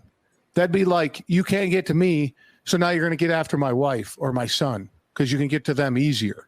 Well, wouldn't that be the same? Wouldn't that be? I mean, if we're going to talk about conspiracy theories, why wouldn't you go after Debbie Stone, and then all of a sudden she's gone? I mean, well, I don't think I don't like to label a lot of things conspiracy theory. We can call it conspiracy talk because there's been a lot of proven things, right? And let's just take. I mean, listen, anybody involved in opposition of the Clinton family ends up suicided. Anybody, for instance, we had Scientology, right? Church of Scientology. I'm just using an example, not to segue off the subject, but you had L. Ron Hubbard. He was the wackadoo in charge of that, and then you had Miscavige come in, right? I forget his first, David Miscavige, I think. Yeah. Well, yeah. At that point, the government wanted to go after them, right? So what did they do? They infiltrated the IRS, right, with their own people, and then they sued, and then they found a loophole and sued every individual IRS agent on their ass, right, in the company until the government gave in and said, okay, we'll give you your nonprofit, tax exempt type of thing. So when you see things on a scale that large, that's actually proven, right? You can't say that a company this big that's buying up everything doesn't have those kind of dirty roots. He just said it. There's a lot of shady individuals that with the start of the company, and I guarantee you there was a lot of there's a lot of things in there, or a lot of things coming up that screams fucking whatever. You know what I mean? Hey, Jimmy, did you even see here? And I'm reading more about this dirty scandal shit of Disney, both on Disney World and Disneyland out there in California, that there is such thing as a Disney jail. Yeah, I don't know if you two are aware of that, where if you don't express the Disney magic, right, the wonderful world of Disney, or what I like to call it now in the 2022, right, the wonderful wokeness of Disney, right? Hello, dreamers. Welcome to Disneyland, right? Like, if you don't agree with their agendas, here's an article here that I was reading. One of these is the Walt Disney World jail, which many guests have shared stories about over the years. Both Disneyland and Disney World in Florida have a procedure in place that puts guests in a holding area until further assistance can arrive. What? Okay. To play devil's advocate on that, have you guys ever fucked up so bad at a sporting event you get put in jail? They got the bullpens there, so they put you in. They put you in a holding cell in the sports stadium. So would that be the same at Walt Disney World? You go and punch out Goofy and they tackle you and throw you in jail till further assessment is needed? Or hold on, or with the new wokeness of Disney, if you say that gays are evil, do you go to not Facebook? Do you go to Disney World jail? Come on, man. So, Micah, you've been in Facebook jail before, I assume? Oh, many times. Mike, on the other hand, though, if there was somebody inside the park screaming out "gays are evil," I would probably want them to detain them. I'm just saying, if you're inside the park harassing me, if you're outside, you do whatever you want. But if you bought a ticket and you're in there and you're acting like a fucking clown, of course they're gonna throw you in the Disney jail until the cops come and get your ass. So. Yeah, but Jimmy, I don't think you understand what they're going through here. They're basically it's almost like a disinformation board similarity that we see here on Facebook. Jimmy, we just touched on that. Like about a week ago, 2 weeks ago, the disinformation, right? The Ministry of Truth. Are we seeing a version of the Ministry of Truth inside Disney World now, where if you don't agree with their magical world of Disney, you go into jail? No, I don't think that. I think you're reading that. I think that article is out of context because, again, if we're going to compare a private company to a government, like, a government function, right? If you were to be out on the street and you were protesting and they lock you up that way, then yeah, I have a problem with that because that's infringing on your freedom of speech, your First Amendment right. But if you buy a ticket and you go inside fucking Disneyland or Disney World and you start acting crazy in there, I totally agree. I used to telling that to the disinformation board of Nina Javakowicz. Where she doesn't work for the disinformation board because she couldn't handle the pressure. Well, I mean, again, I don't think they have a disinformation board at Disney because I think that they have an agenda. They have their corporate agenda, and they're going to put it out there. And I don't know. I mean, they're a huge company. I don't think they need to put you in Disney jail. They could probably put you in Disney grave if they really wanted to. I mean, yeah, if you're acting like a complete asshole on property and you're fucking punching the cast members in the face or pulling the tail or something. I've seen a video just come out last year with this British girl visiting with her family, and she was being basically being an asshole, if you ask me. And she's pulling. Did you see that, Walt? She's pulling the damn tail. And this was the mouse from Ratatouille. Okay. And How old was she? She must have been maybe 15, 16 years old. And she's pulling the tail. And the cast member that was playing the rat from Ratatouille, the mouse or rat, whatever the hell it was, walked up to her, whispered something in your ear, and you can see the captions come in where you can't really understand the vocabulary and the language, saying, if you do that one more fucking time, I'm going to make sure you get fucking kicked out of this fucking park. You don't use language, but even a 16-year-old, I can understand, is like almost somewhat of an adult, but you're around children. You shouldn't use this language. That's the wokeness I feel that Disney's going too far. Dude, I was at the park with my son the other day, and there was they had to be 11 or 12 years old. Yeah. This girl and this kid, and they're like, hey, motherfucker, get over here. You son of a bitch, motherfucker. And I'm like, all right. Well, that's just normal. They don't have that's Jersey, right? Yeah, there's no manners. I was in a park yesterday. A kid was screaming, suck my dick throughout the park. So, I wouldn't say they learned that from Disney. They just learned that from asshole parents.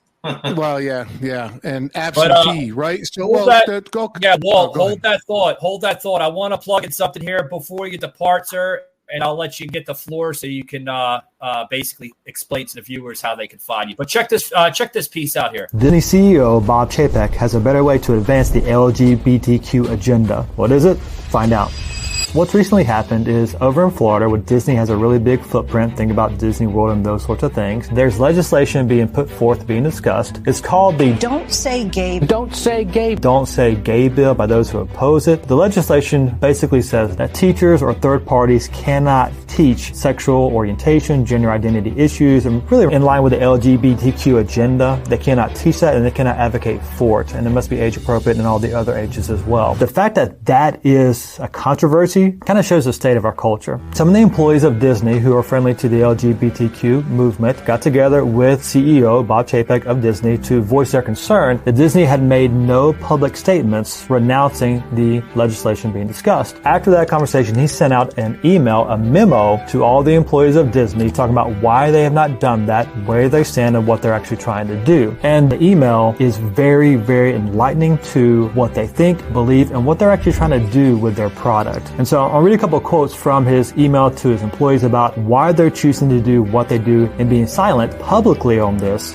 but still pushing for the agenda in a different way. He would argue, and I would actually agree with him, in a more powerful way. So he says in his email to his employees, first off, he says, I want to be crystal clear that I and the entire leadership team are unequivocally standing in support of the LGBTQ employees, their families and communities, and world. And so just note right off the bat that he, the CEO, and the leadership of Disney, they want to push for this LGBTQ agenda. They think this is what a more inclusive world will look like, and they're on board with that revolution. So they're pushing for that change within what they are thinking and producing within their company. So as we've seen time and again, corporate statements do very little to change outcomes or minds. Instead, they often are weaponized by one side or the other to further divide and inflame. Simply put, they can be counterproductive and undermine more effective ways to achieve change. I don't want anyone to mistake a lack of a statement for lack of support. We all share the same goal of a more tolerant, respectful world. Where we may differ as in the tactics to get there. He's saying we got a better tactic to achieve the revolution that we're looking for within the LGBTQ agenda. So what?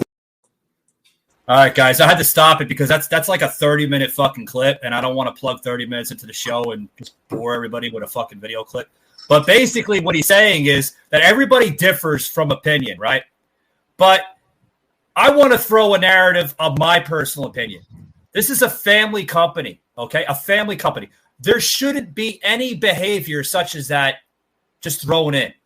Yeah, we have modernized our society and we welcome to an extent of LGBTQ plus people, right? But here's my question, Walt, and you can answer this if you'd like.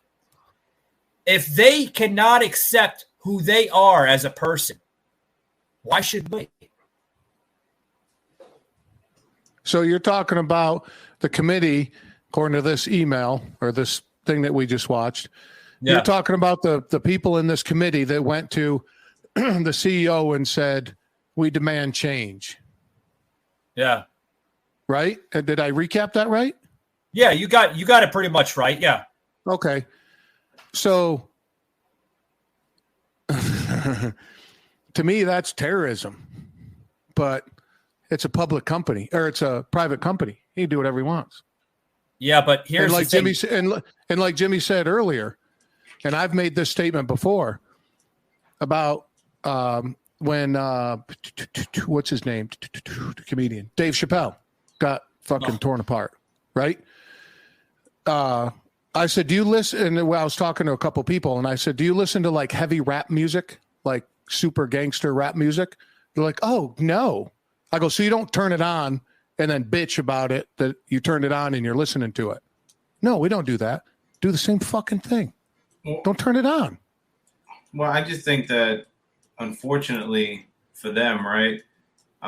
Listen, homosexuality is a thing. You know, there are people out there that are gay, and that's okay. You know, and I think that if Disney was to put out some content that had some gays, I'm not talking about sexualized, but if it was explaining two dads or two moms, then I kind of understand that. I'm not anyone watching this or listening. I'm not a conservative, so I don't have like hardcore Christian values, but I do believe in the Bible, right? I do believe in God. I'm just not a big religious person. So what I would say is that, yeah, we have come to a point where it is more prevalent, right? People are more open about their sexuality, so they can. So there might be two dads or two moms picking the kids up, and I can understand Disney doing some of that. The problem is they talk about that committee and what the CEO is talking about is tolerance, right?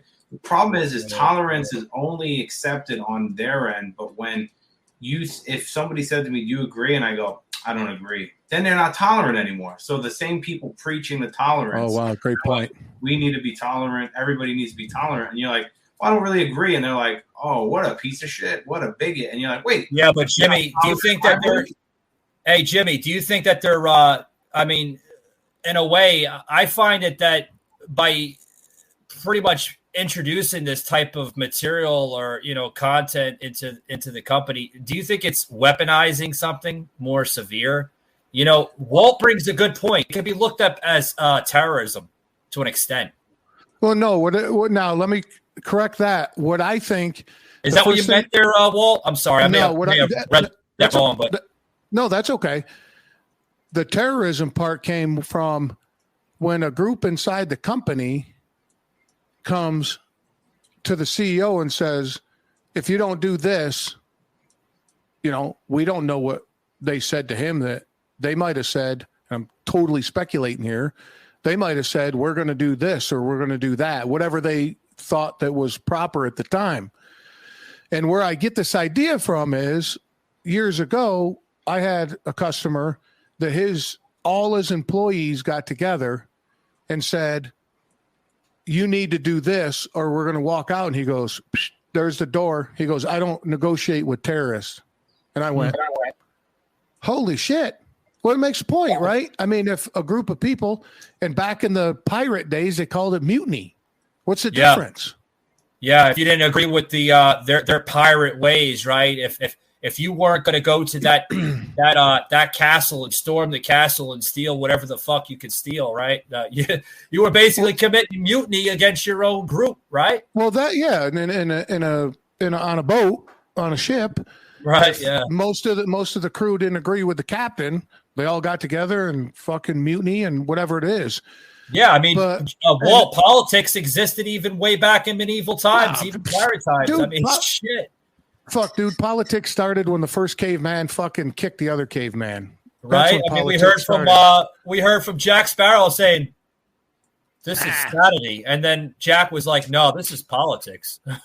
No, yeah, exactly. Now, the thing is, though, Jimmy, I 1,000% agree with you on that, to where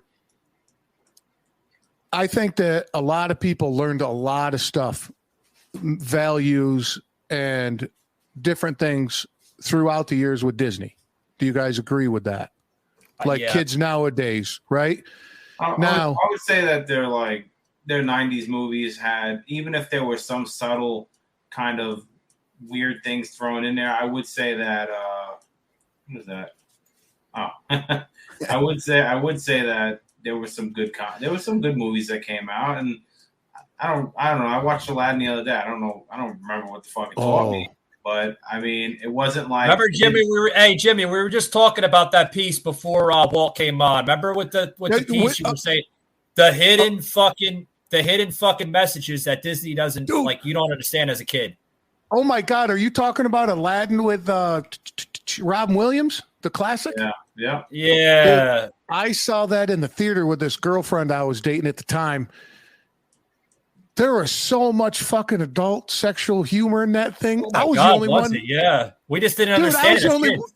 Yeah, I was the only one laughing in the theater. I'm like looking around, like nobody just got that. Nobody understood what. Well, oh my God. Well, I get it now as an adult, but when you were 5-6 years old, that? I mean, come on, no. But going back to what Jimmy was saying, now if you got two moms or two dads and they want to make some pieces that have two dads and they go to pick up their son or daughter at a daycare and they see him in public and that kind of thing.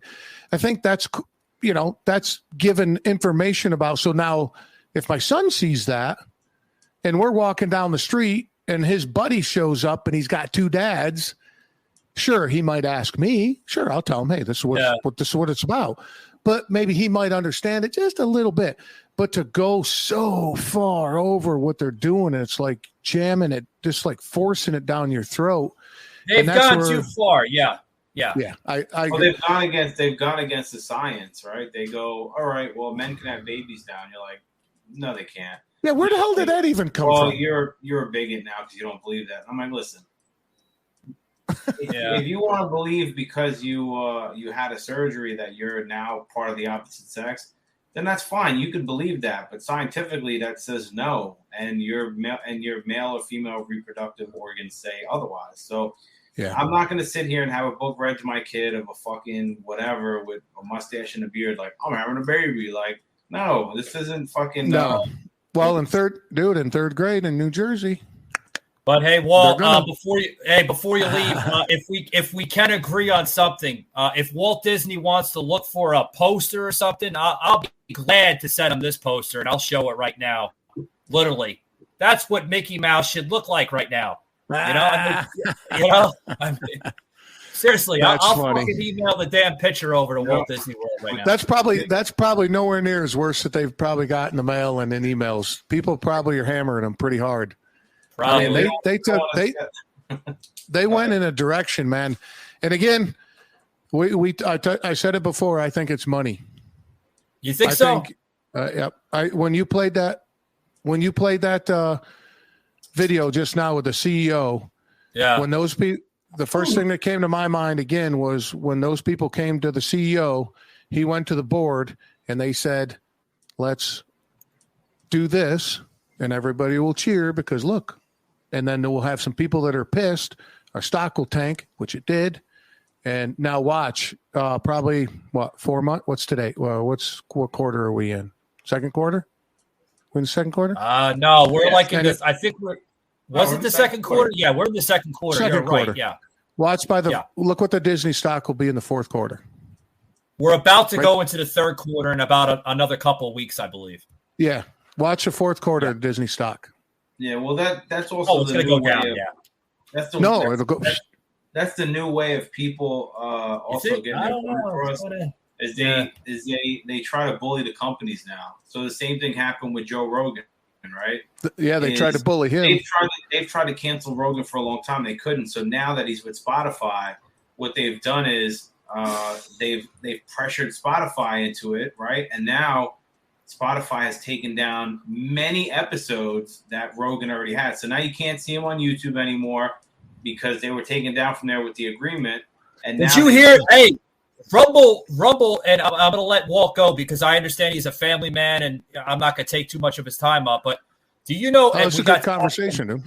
Yeah, we got Walt. You're always welcome back. We got Soslin in the green room that's going to join us here for hour 3. We got to get ready for hour 3. But did you hear that Rumble just offered fucking Joe Rogan? Now they upped the fucking contract deal offer to him. They went from fucking $4 million to fucking almost $25 million to get him on Rumble. Fuck, man, should he take it? But what did Spotify give him? $100 million? Yeah, they gave him. Yeah, but they gave him $100 million, but with certain restrictions. Yeah, there's 100 million reasons why, though. Right, 100 million reasons. Well, it's been a great honor having you on my show. I got to get you back on. I'd love to be part of your show, possibly Jimmy too, if we can get on your show. Yeah, 100%. You speak some unfiltered politics, sir. I love your demeanor. Thanks, buddy. Jimmy, nice to meet you. Yeah, likewise, man. Yeah, I'll be in touch and holler at me as well. Yeah, before we depart, if anybody wants to reach out to you, Walt, how can they find you, bud? I'd love for you to follow me on Instagram, and that's at WKT Podcast. And then my website, you can find everything you need to know, man, and that's waltskitchentable.com. So those are the two easiest places. Yeah, I'd love to be on the show. I just seen your last podcast episode. What was it? Back in March, right? Don't be March? No. But so last one, don't be an asshole. Don't be an asshole. That was a fucking great episode. I love that episode. Thanks, man. Dude, don't be an asshole, Mike. Oh, dude. What's that? So don't be an asshole. Dude, I went on a rant, man. I went on a rant, dude. This fucking guy at 7-Eleven, I was like, what the you're just being an asshole. Like, what? This old guy's just ripping on this girl, and he's like, women shouldn't have to deal with mechanical stuff. I'm like, come on, dude. What the fuck, dude? Get off here. But anyway. But check it out. Thanks a lot, Walt. We'll see you next time, nice buddy. meeting you, fellas. All right, bud. You guys have a great day, man. Keep kicking it. All right, buddy. We're going to get ready. Sauce, I see you in the digital green room. Hold on. Don't go anywhere. Yeah, Big 10-4 to you. We're going to start panel number 3 here, which hour number 3. We got to catch up to do with you, Sauce. Me and Jimmy, I'm surprised Jimmy's still on the line. I got to give him a fucking beer, man. He's been got some good content tonight. A MAGA episode, guys. Stay on. I'm going to take Jimmy and myself off. We're going to go into a 3-minute reset, Sauce. Me and Jimmy need it. Hold that thought.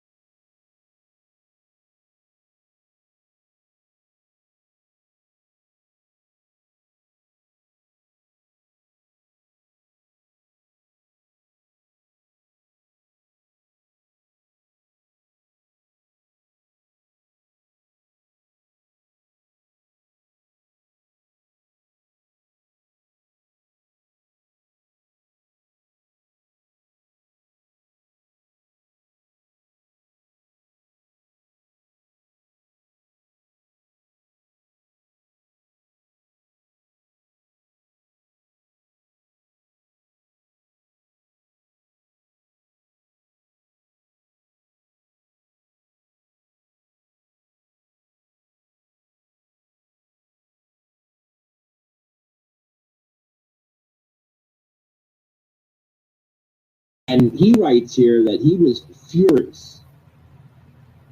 In September of 1988, Claude Evans' department had approved an abortion pill called RU486 for sale.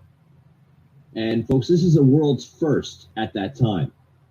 But now, just 4 weeks later, under pressure and anti-abortion groups, the board of a pharmaceutical firm that made the pill, Rusev Uclaf, have voted 16-4 to withdraw it from the market. Now, some company executives were opposed to the drug as well. Evan summoned Russell Uclaf's vice chair to his office. He told him that if distribution didn't resume, the French government had the power to transfer the patent to another company for the public good. Now, Rusev Uclaf backed down. Folks, however you look at this could be looked at a good thing and a bad thing. The good thing is that it could safely terminate the pregnancy without any long-term effects to the woman's body, okay? And you won't have any, long-term reactions to it. Now, in a recent television interview, even later pronounced, from the moment government approval for the drug was granted, RU486 became the moral property of women, not just the property of the drug company. And that is how the abortion pill, now generally referred as mifepristone, if I'm pronouncing this right, even for myself, folks, this is a difficult word to pronounce, would arrive in the world. Now, today, mifepristone is often used in combination with another drug. And together, the pair are more than 95% effective at the ending of a pregnancy when taken during the first 50 days. Now, yeah, ping on that one. Which regulates the lining of a uterus and mineral immune system, allowing pregnancy to take place, which also stimulates the uterus to expel the pregnancy. Now, folks, in 34 years, I'm going to close this out here, 34 years since this was introduced in France, more than 60 countries have approved it, including even us here at home, the U.S., in early 2000, and as well as the UK in 1991. Though it didn't legally become available in Northern Ireland until abortion was decriminalized in 2019. However, the drug remains subject to rules governing its use in most places. Now, folks, the access to these pills is not guaranteed.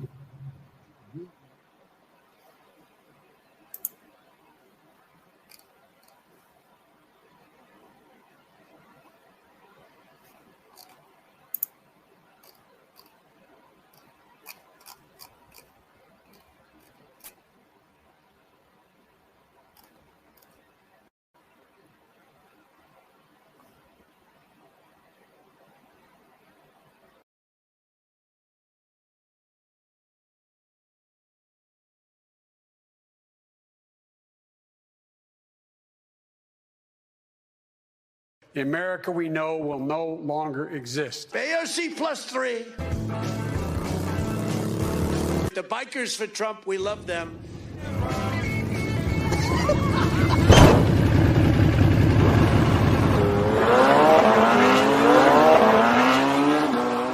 True international pressure. What am I doing here? Welcome back to Extreme Makeover Home Edition. Now, we've met some incredible families. But this could be the saddest story we've we've ever seen. This is not what it looks like. This is But if Donald Trump tells us that we should take it, I'm not taking it. When I talk to Putin, he's going to straighten out. 2 months ago, man, you lost the only home you ever knew. But thanks to a phone call from your friends, the Wild Hogs, we built you a new one. Say it with me, Buster!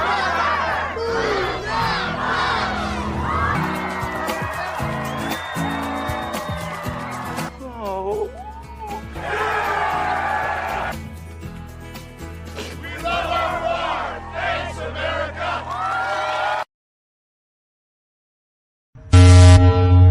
Broadcasting from the Big Peach of Atlanta, Georgia. A show unfiltered, unscripted, raw. The Patriot Angle Podcast.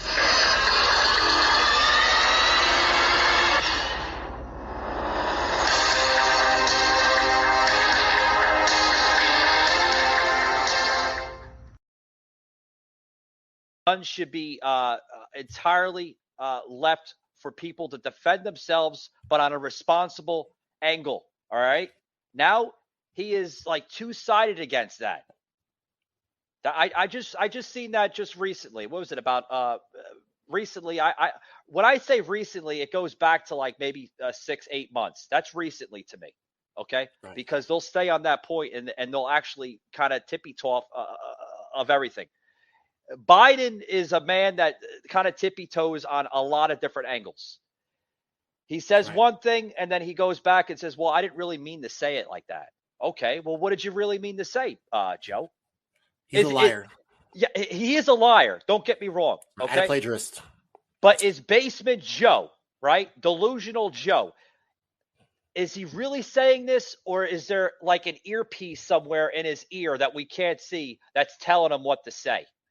You know, is Big Brother telling Joe what to say? It's probably the dementia. That's what I think.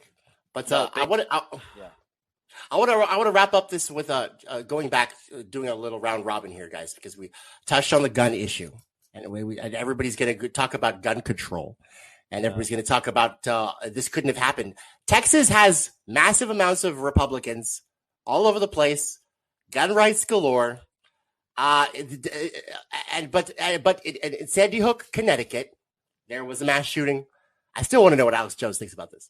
And in Texas, there was a mass shooting. I'm just going to say my opinion, guys, and then I'll go around to Michael and then UKT. I'm going to say, guys, that no amount of gun legislation is going to phase away the hatred that has disseminated from the division in our country, hundreds of years of it.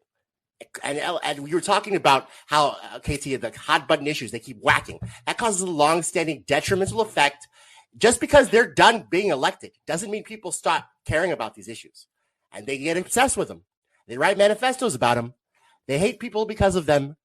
And it goes on and on and on. No amount of gun legislation, guys. I hate to be, I'm a leftist, but I hate to tell you this. There's no amount of gun legislation that's going to fucking wipe away the hatred and keep you safe from people that hate you because of politicians that are feeding off of it. And because of other reasons, they're mentally ill. What do you think about gun control and the mass shootings? What needs to be done, guys? Michael, go first. All right. It's not a left issue. It's not a right issue. You make a good point, right? There's not a amount of laws that can change the hatred in this country. Okay.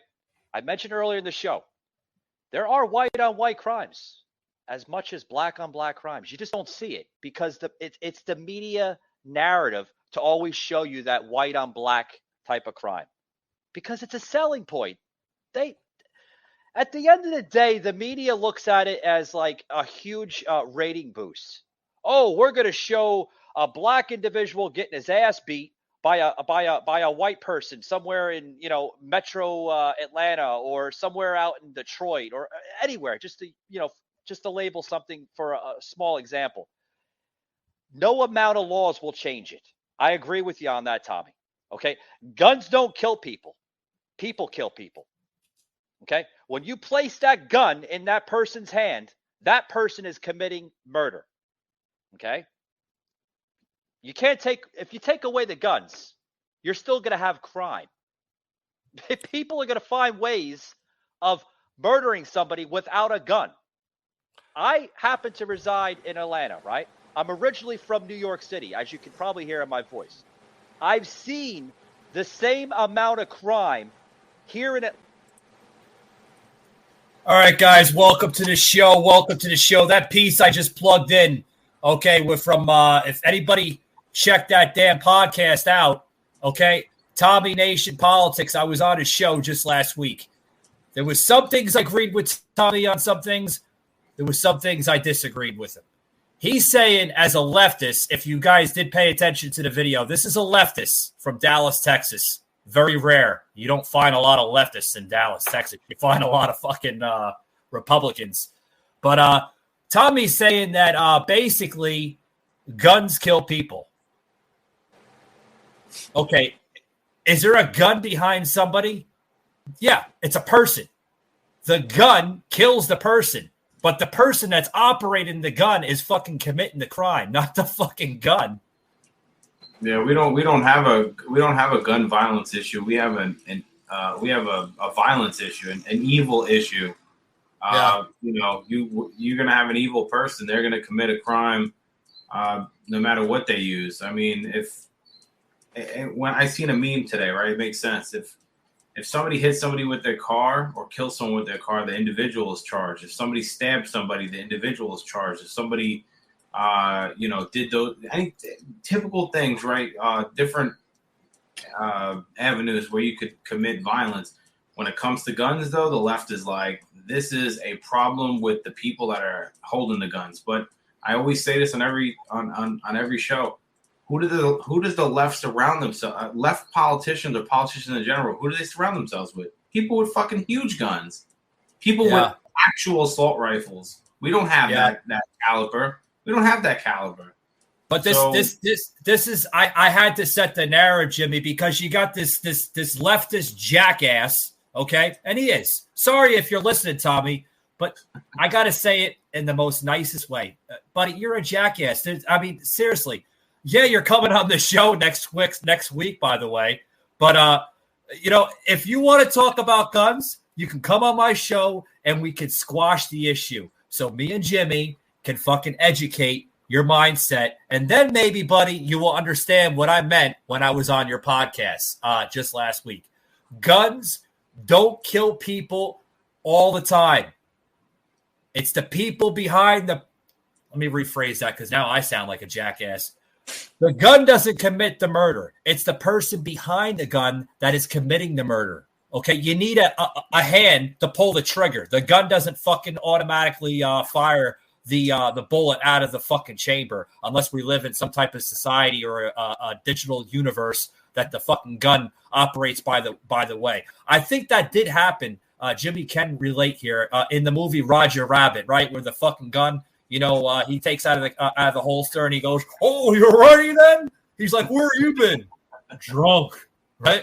And the fucking bullets come out of the gun by themselves. That's the only part I remember of Roger Rabbit where the gun actually fired himself. Which was a cartoon, by the way.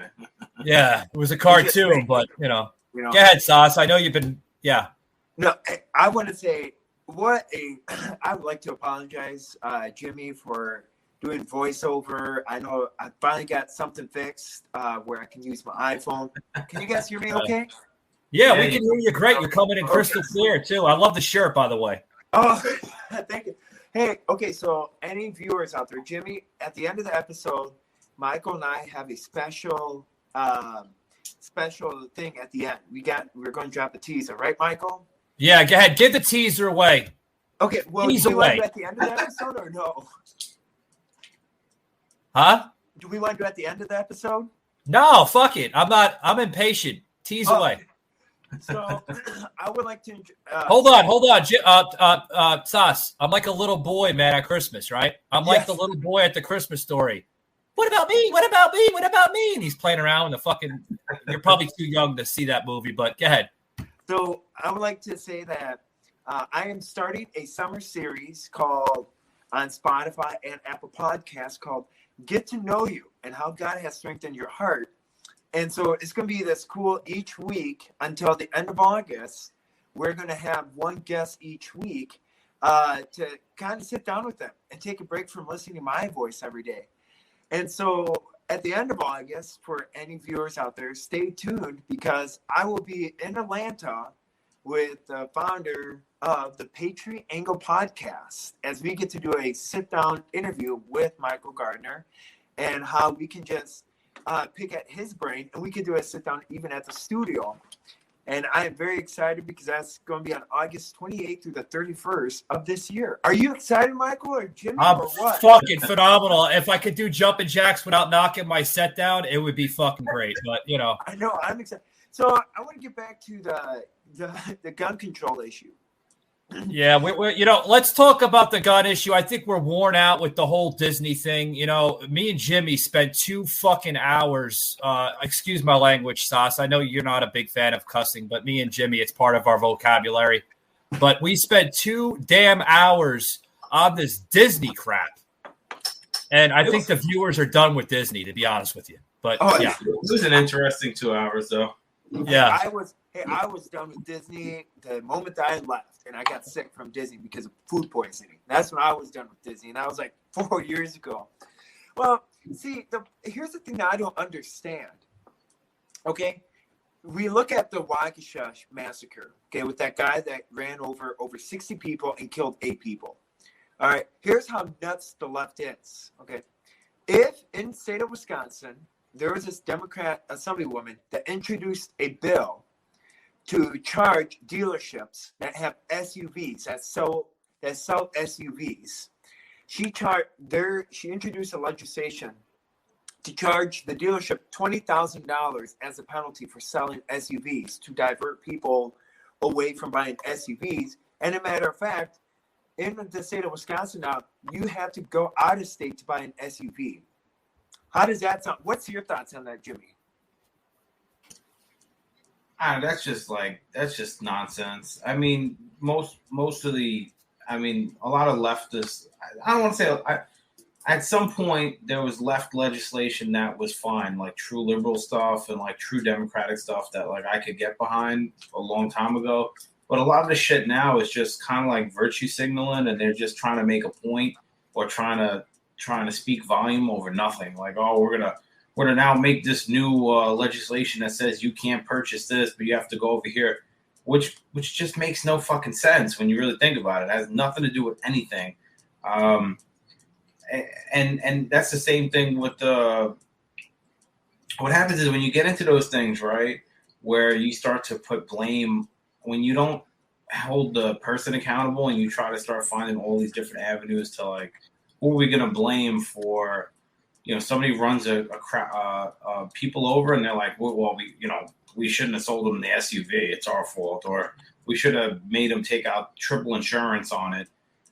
I think what people don't understand is that people who are going to commit criminal acts, they don't follow the rules anyway. So I don't know what we expect. We could write legislation until we're blue in the face, and we could take away all types of weapons, right? And at the end of the day, somebody will still pick a rock up and hit you with it if they really wanted to.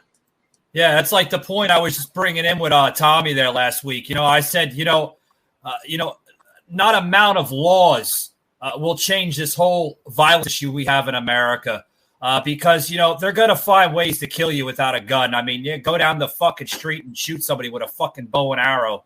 Well, look at David and Goliath, though. Look at David Goliath. David didn't have like an assault rifle. He just used a piece of rock and a slingshot.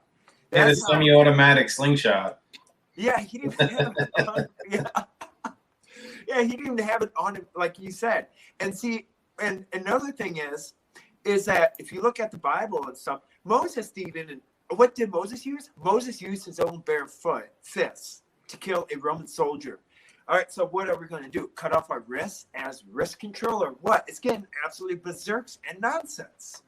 Well, look what they did with the Sandy Hook shooting. The families reached a settlement with Remington, which is kind of insane, where they blame the company of the gun company. The manufacturer was sued for the individual that committed the crime. So we've taken this new level of liability and put it up there because the avenue that they're marching down for gun control is the insurance. They're trying to make you take insurance out on every fucking gun because they know it'll be too expensive for you to even want to buy them. So they're segueing into that. That's their plan. Their plan is to now say, well, if every gun you had to be insured like a car, well, let me tell you, I couldn't afford 5 cars with the insurance, right? Yeah. So they're gonna do it. They're gonna attempt. Well, they're gonna attempt the same thing with the guns, and we'll see what happens. I mean, the road we're going down right now with the younger generation not really giving a fuck about a lot of things, I could see that happening in 10 years or less, where they're just like, oh, okay, I just have video games. I don't need a gun. And then all of a sudden they realize that the person who wants them to do something has a gun, and they're like, well, I can't use my controller against this motherfucker. And I'm not endorsing anything like that, but I just mean that we've seen in the past any type of tyrannical government comes in, they disarm the population, and then we see the real atrocities that are going to happen when you don't even have a fight in the game. Well, and you also look at United Kingdom, though. United Kingdom has one of the tightest gun control laws ever. And you know what they've been having? They've been having knife attacks where a person just has a kitchen knife. And like a couple of years ago, this guy, he went and killed a whole bunch of people, like actually 3 police officers and 4 people. And you know what he used? He used a butter knife. Now, what, are you going to take butter knives away from people or what? See, that's the whole thing is that, like you said, Jimmy, if a bad person is going to commit a crime, they're going to do it regardless. And they're going to do it. It doesn't matter what they're going to use. They're going to find a way. And the only people are going to get punished is your law-abiding citizens. That's the thing. And see, that is what Russia-style government is. And that is what other communist countries, that's what kind of style they have. That kind of a tyrannical government control where it's only the elites and their bodyguards have guns. But then your average Joe Schmo, like you and I and Michael, we can't purchase a gun. The only thing that we can do is purchase bear spray. And that can do some deterrence, but it's not going to stop a bullet, you know? Yeah, well, how do you feel about it, Mike? Yeah, I would give you a point. I'm sorry, guys. I was, bear with me. I'm plugging in some videos here for the next panel. As you see, I'm doing this all by myself here. Eric and Alicia are out on date night, so to speak. So I have to do all the production by myself. So bear with me, guys. How do I feel about this? Job, Michael. I'm trying my best, guys. As you can see, that's one of the reasons Jimmy's probably saying, why is he going off camera so much? Is because I'm doing some stuff behind the scenes that I don't want to be stuck on camera doing. But what my issue is on this is, okay, Jimmy makes a point. We're in a totalitarian type of government, right? Almost a Marxist dictatorship, if I may add into the comment. We haven't seen this. We haven't seen this at all, to be honest with you. And I'm basically piggybacking off of comments that were on Diamond and Silk that was just aired the other day on Fox. And Diamond and Silk says that this type of government that we are pretty much seeing is a totalitarian, Marxist type of government. America has never seen it before. One of the reasons why we're not basically glued to it, we're not accustomed to it, we don't understand it thoroughly because it was never introduced to us before. Sure, we've seen corruption throughout different administrations. Jimmy and I had touched the Carter administration. We touched Nixon. There was a lot of corruption coming out of Nixon. I mean, the guy practically fucking monitored his entire team, his entire cabinet. Everybody was under the S&M technology, the surveillance and monitoring technology back then. So yeah, we've seen some corruption throughout the years, but Sas, we haven't seen what's going on right now in America.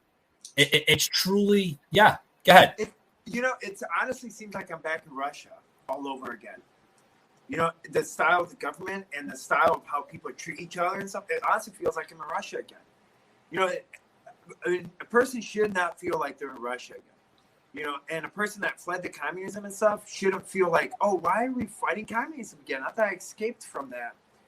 And it's kind of sad to think about how, we flee one country as an immigrant flees another country. And a matter of fact, here's what the Biden administration, along with this $40 billion, this is brand new. I read the bill of the $40 billion. Okay.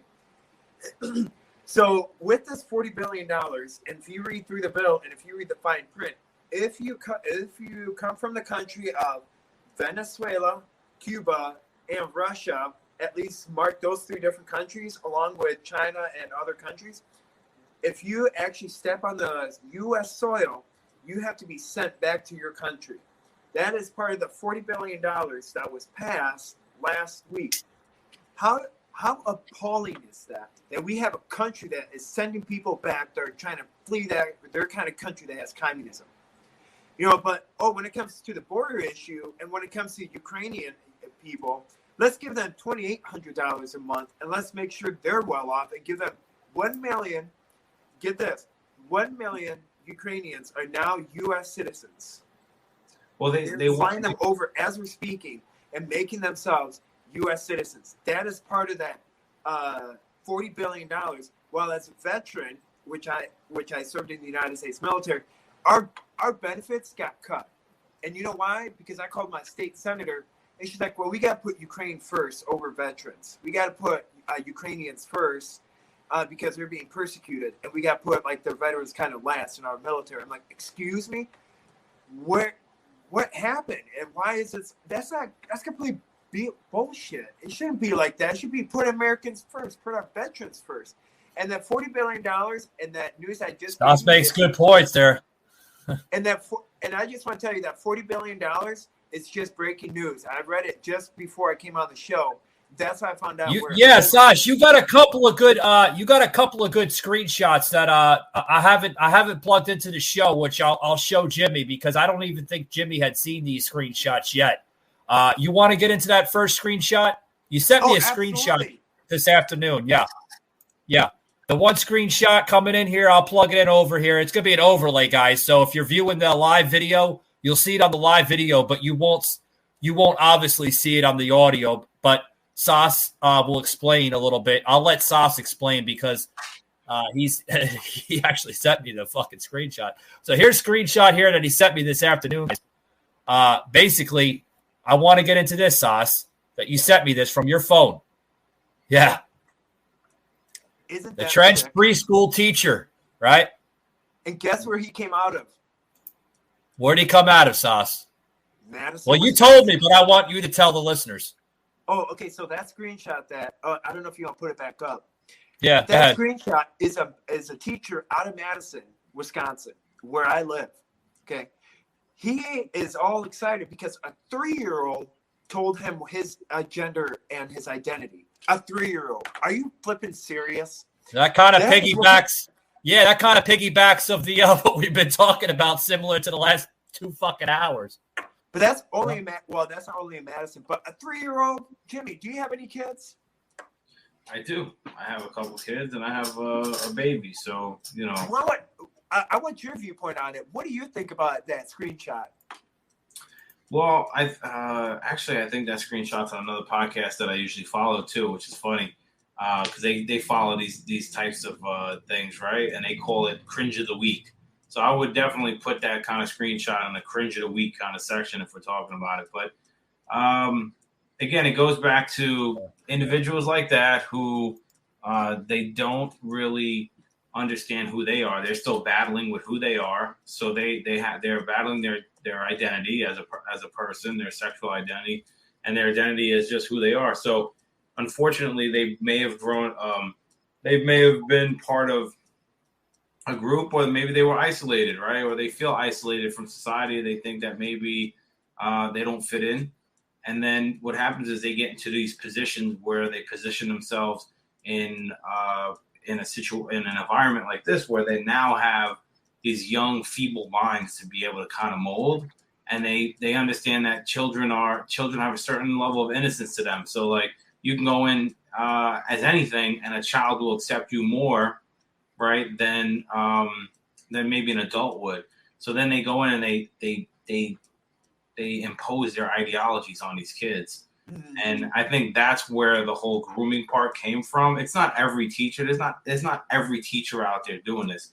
But when you have it's not just because of the way the guy looks, but let's face it, he's looking for gender validation from fucking, third graders, second graders. Like, so He's a 3-year-old. For 3-year-olds. So if he's looking for a gender validation from 3-year-olds, then he is battling some issues. And if he can't get that from adults or find a group of people to relate to outside there and just kind of deliver education unbiased like that, then that's where we have a problem with. That's where most people will say enough is enough, and I'm drawing a line in the sand.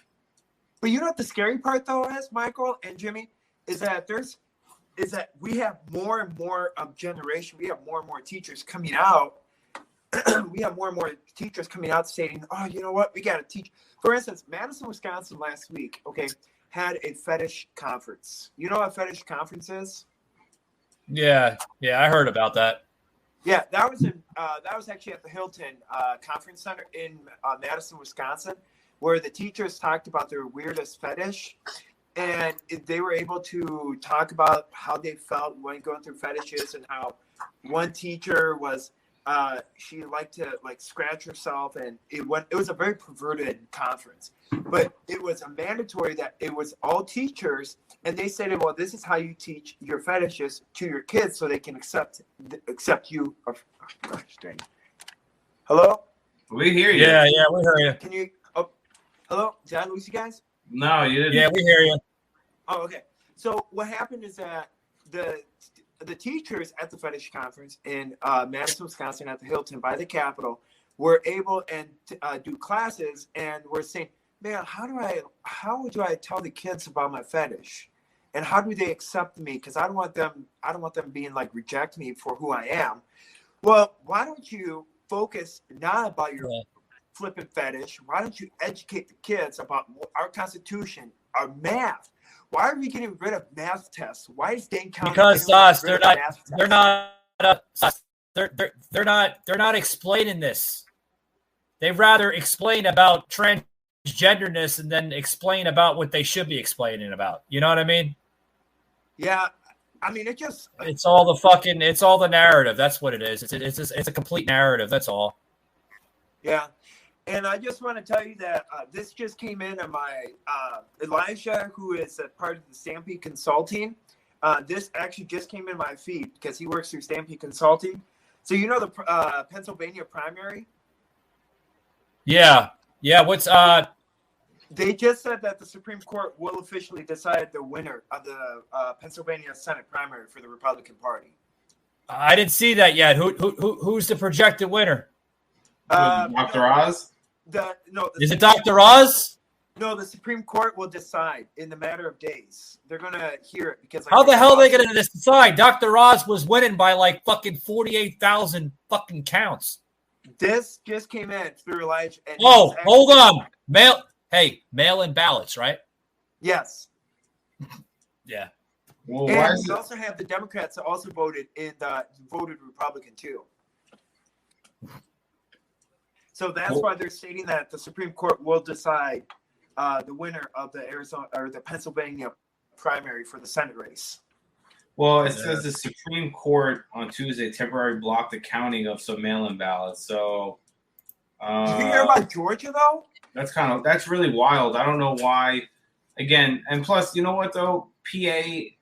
Man, I will say for PA, Dr. Oz is not your guy, folks. He's not. Yeah.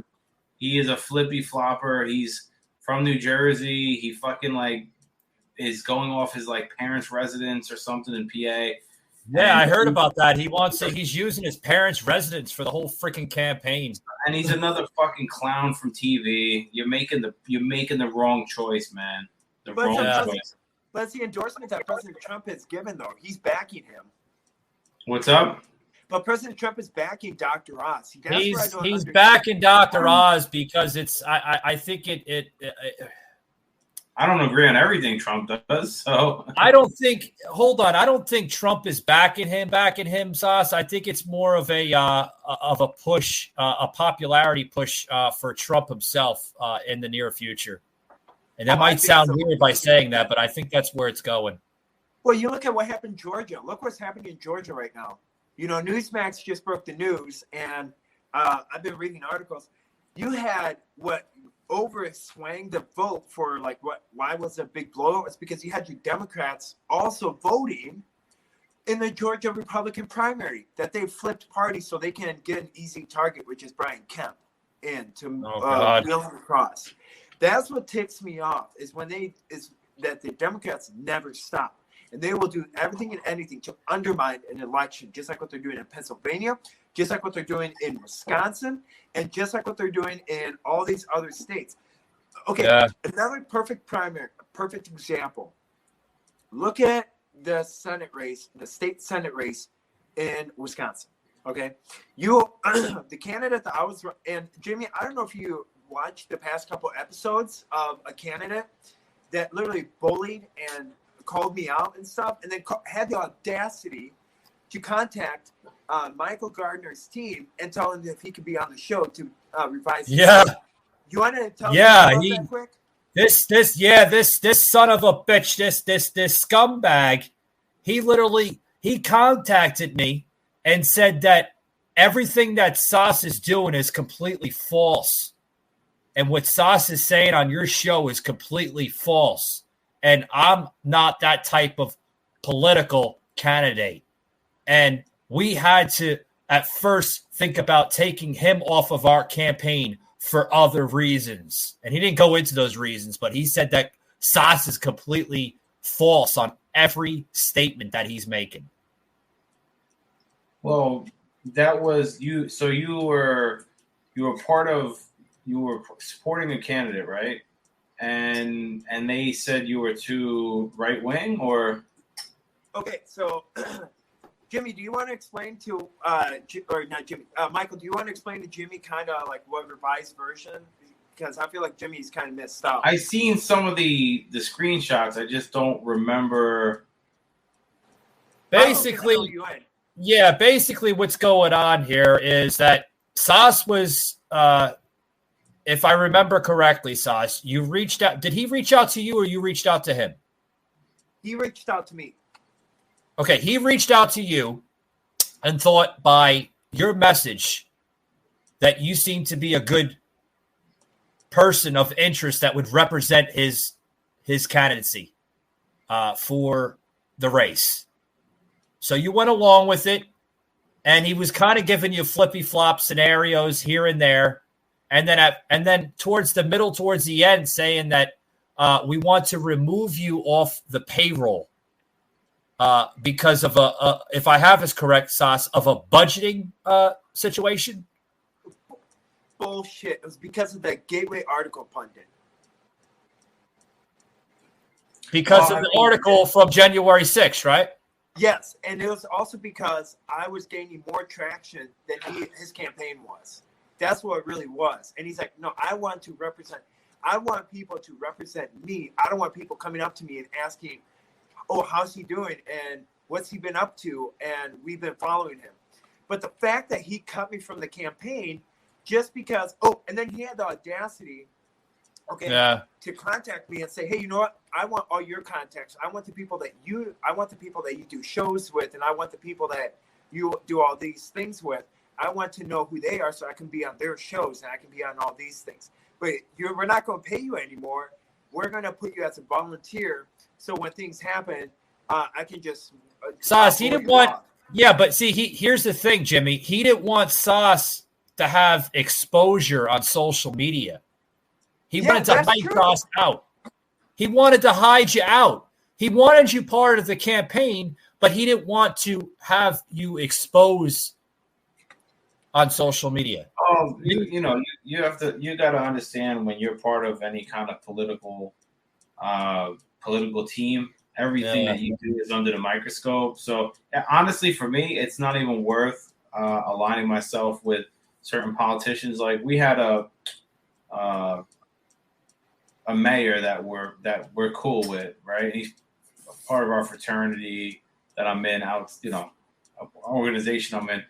And, he's Democrat, but my town is Democrat versus Democrat. So I know the guy, so I supported him because I know him and he takes care of us. But, all I say is congratulations. You know, like I would never say that I'm 100% endorsing him or try to be on his campaign because honestly, that would hurt his image. And that's what happens with a lot of these people. Even when they're Republicans, they don't want people who they don't want free thinkers on their team. They just want you to play by the rules and their rules. And that's not for me. But here's the whole thing, Jimmy, though. He asked me. I didn't ask him to go on his team. He asked me. He's like, we want you on our team. And I'm like, well, I'm going to have to think about it. He's like, no, you are an asset. You have the public figure, and you know people that we do not know, and that's why we're going to put you as a communication director. Now, but see, here's Sauce. He seemed like he had a lot of skeletons in the closet, and he seems that by still allowing you on the team, he could see you possibly leaking things that he doesn't want leaked. So that's the skeletons I'm talking about. Oh, you know what I mean? Oh, like how he's flimsy on, like for instance, one key issue that he talked about is, how he treats women. Yeah, hey, Sauce, make it real quick. If you want to say it or you want to wait until after the break, I gotta get a good break in real quick. Oh, I'll wait. I'll do the break. Okay, all right, guys. We'll be right back here. We're gonna be closing it up here shortly, but I gotta get a break in. But yeah, we're talking about how Sauce is literally trying his hardest, man, to reach out to this candidate there in Madison, spilling his heart out for this guy, and this bastard, this scumbag is literally doing Sauce wrong. I'll say it. I don't care if he listens. What is he gonna write me an email? You said something mean about me. Fuck off. We're right back after these words, guys.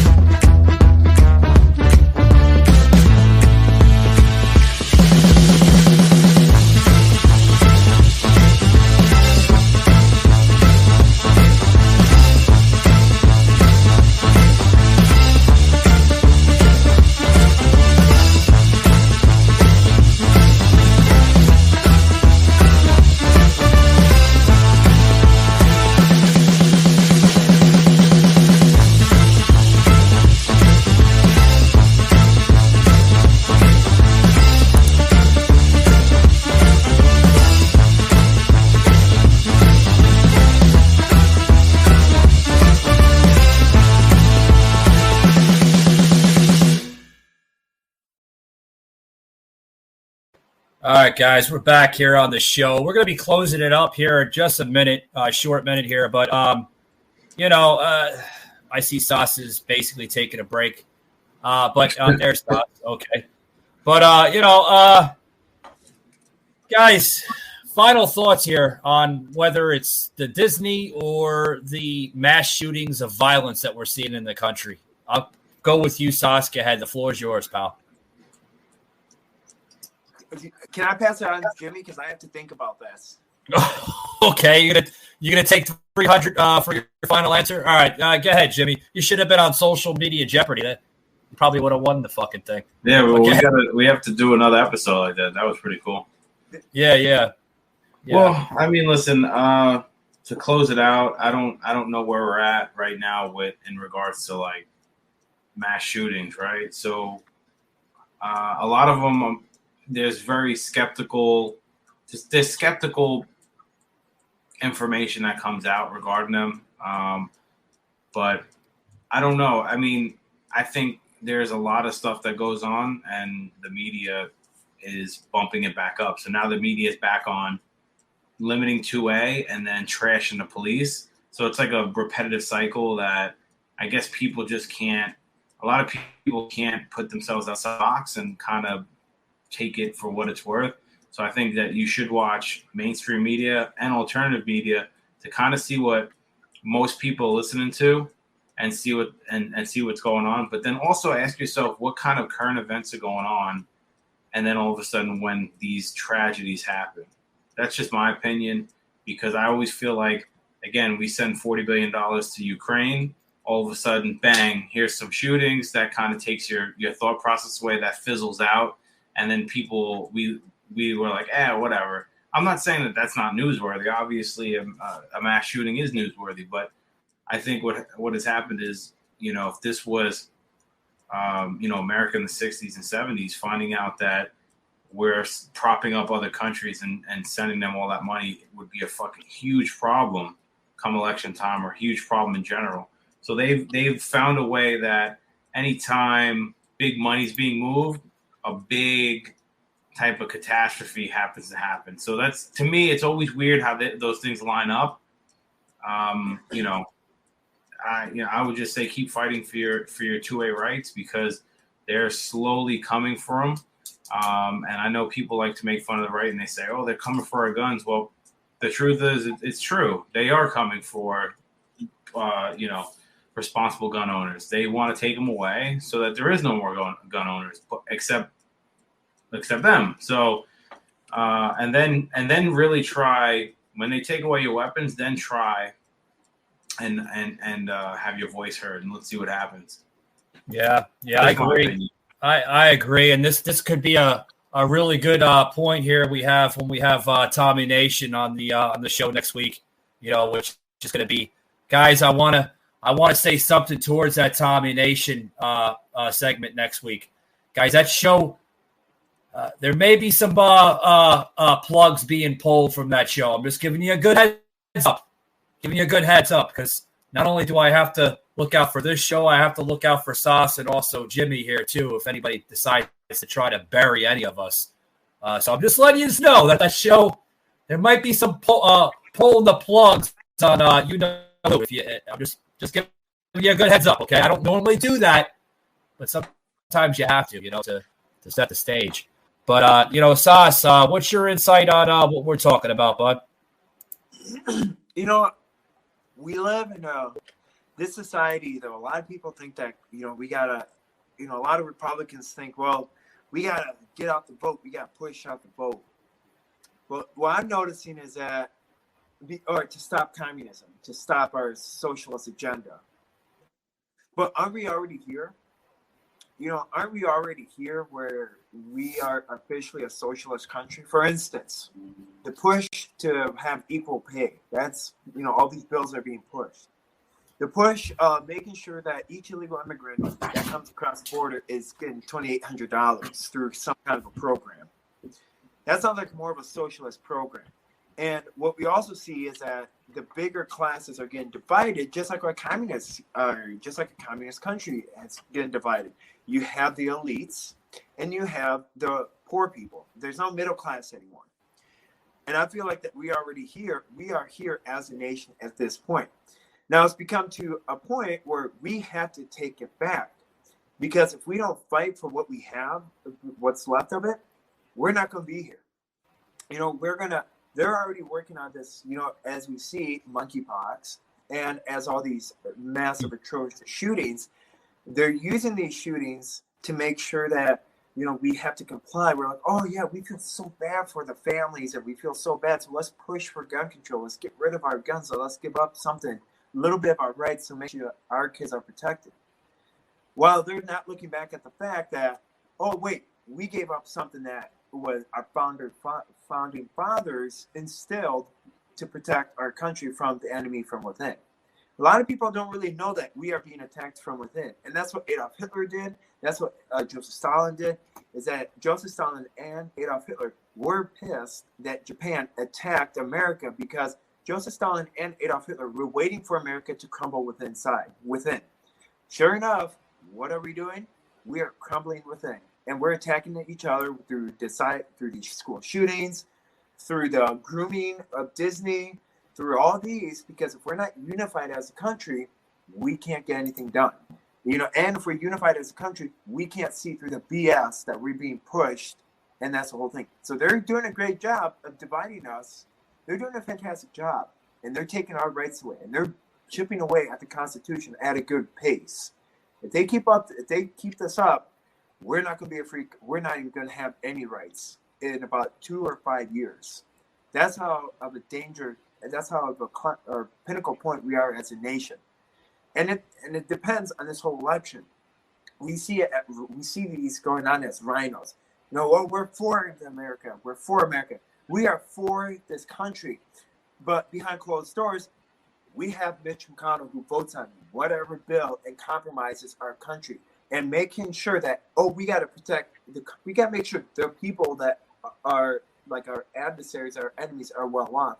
We got to make sure that we give over 500 million barrels of oil to Russia while we're making sure that we're supplying their war, but we can't supply our own, and we're taking more money out of our country. That's what pisses me off, and that's why we have to be smart, and we have to be do our due diligence of holding our politicians accountable. Even if they block us, even if they do everything and anything, and even as a smear campaign, we have to be at their rear ends. Yeah, I hear you.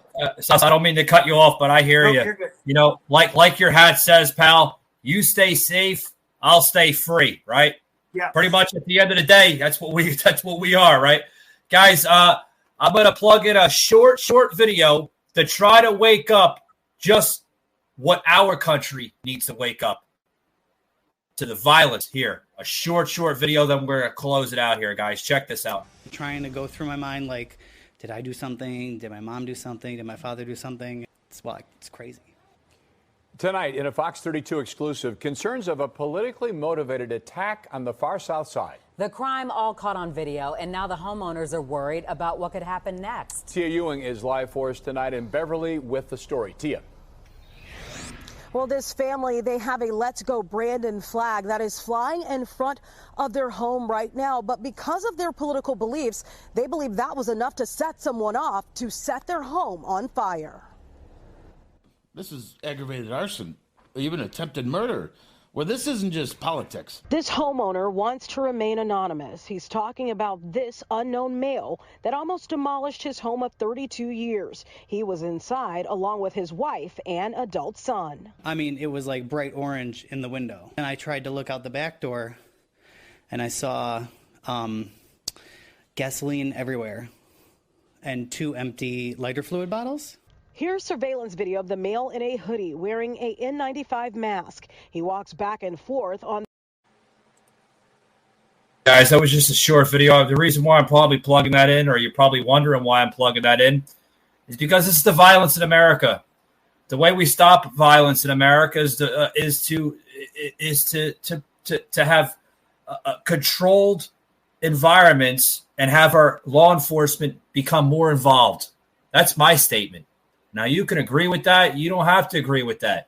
That's your own narrative, right? Your own viewpoint. But guys, you want to end violence, you want to end shootings, you want to end arson. You know, the video that we just plugged in, where a gentleman was trying to fly a Let's Go Brandon flag, and a damn thug came in the middle of the night and tried to burn the damn flag, and his house almost caught fire. Hat tip to Fox 32 out of Chicago, Illinois, which was just in the suburbs of Chicago. If anybody's seen that, was basically plugged into social media as well as True Social just the other day. You know, fucking animals, guys, thugs, literally thugs. Guys, I'm going to close it out here because I'm pretty much tuckered out. I see Jimmy rolling his eyes. Pretty much done, I think. But you know, guys, I want to say, you know, pretty much thank you for coming on. Saj just coming into hour number 3. Honor, really, it's been an honor. Jimmy, holding strong here for all just about 3 hours. 3 hours, man. Super episode. It was probably the biggest fucking episode that we have ever done. Actually, it was the only fucking biggest fucking episode that we ever fucking done. The reason why I'm using fucking is because it is a fucking large fucking episode. And I hope you fucking enjoyed it. And, you know, yeah. And like, you know, like Randy Quaid said from the Griswolds, where can I get some fucking bait? So where can you get your fucking podcast? Here on the Patriot Angle fucking podcast. So thank you for fucking viewing. Thank you for joining us here for fucking 3 fucking extremely fucking long, crazy fucking hours here. And guys, before I depart here, please, we are fairly new here to True Social. Just joined up yesterday. Sauce is actually part of True Social. Sauce, you want to hand them the handle name? Yes. So I am on True Social. You can find me at Sauceman2024. And if you're interested in listening to the podcast during the summer series, you're welcome to put on Spotify and Apple Podcasts called Remember God Loves You, and I'll meet you at the finish line. And I'm going to send over the link to Michael so he can put it in the link below in the description. And with all this, with everything that's going on, remember, do not give up. Do not give up on the fight, because there are better days to come, and that the best is yet to come, and that we can persevere just like our founding fathers did. So this is just absolutely, Sauce. And we will put that in the show notes on the audio podcast. So in the audio podcast, whether you listen to Spotify, Google, Apple, Amazon Music, or Audible, it's going to be in the show notes for Sauce, so you can follow his content as well. And then Jimmy, Jimmy, he's building up his content slowly by slowly. I'm building it up, man. He's building it up. He's we got to get him over to True Social. He's not a member there yet. But Jimmy, what the fuck are you waiting for? You got to go over to the truth. I'm working on it. I want to get a little bit of equipment, and then I'm there. No. We understand that though, but we're talking about what are you waiting for? You need to get to True Social. That's where it's at. Oh, True Social. Yes, sir. I'm about signing up. I gotta let go of some other stuff that I'm on first, and I'll. Oh, and by the way, folks, if social media of Facebook and Insta crap and Twitter crap, or whatever the hell you want to call them, they're not telling you the truth about True Social. Oh, you only need an iPhone. Absolutely false. Ladies and gentlemen, just 2 days ago, Truth Social, the founding father of True Social, Donald J. Trump, has now made it accessible by a web browser. That is right, ladies and gentlemen. All you need is a web browser to sign up. You don't need an iPhone. It has not been available yet on Android Play, or what is it? The Android devices, Google Play. It hasn't been available on the Google Play Store yet. But if you go on your browser and you sign up for True Social, you will become a official member of True Social. I'm on True Social. Just signed up yesterday. I'm reaching damn near 100 followers already. Very, very fast, rapid engagement on that damn platform. You don't get fact-checked. You don't get shadow banned. They don't censor your content. They welcome you with open arms, like every American should be. Yep. Sauce, there's unity on True Social, is there not? Yes, and we're waiting for Jimmy. Are you waiting for Christmas or what? Nah, I'm good. I don't know. A week or two or something, I'll sign up. I'm in no rush. Oh, okay. I'm giving you a hard time. Well, I was going to sign up in the beginning, but they had such issues with, because the queue was huge. All the people that went over, and I don't know what the metrics are now, but I'm gonna sign up eventually. It's high. I tell you that it's high. It's very, very high. People are signing up left and right.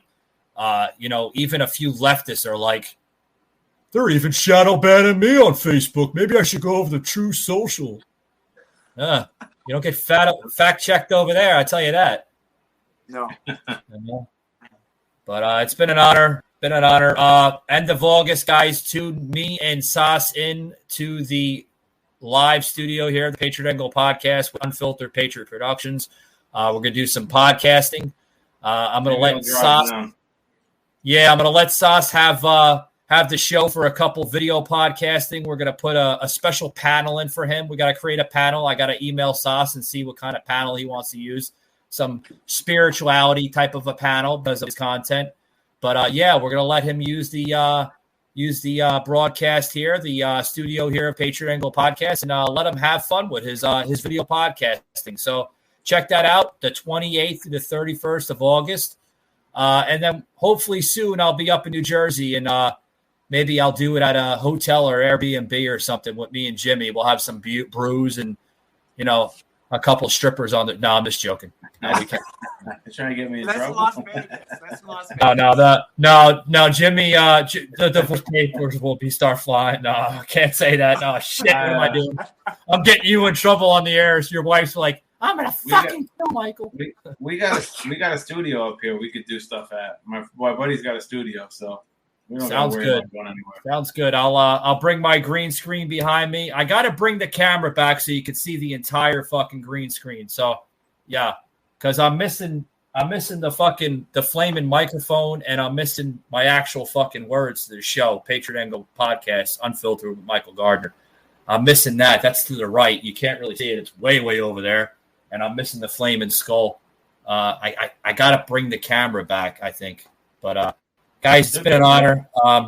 I gotta go take a crap. So you guys have fun. Yeah, it's a good way to end it. Yeah. See you guys. All right, guys, take it easy. Patriot Unfiltered. You just heard an episode of the Patriot Angle Podcast, an unfiltered Patriot Productions. Please follow us on Facebook at the Patriot Angle Podcast and Instagram at Patriot_Angle_Unfiltered. Also, you can hear every episode on Amazon Music, Audible, Spotify, Google, and Apple Podcast. You can also check out our website, PatriotAnglePodcast.com, and also our unfiltered merchandise.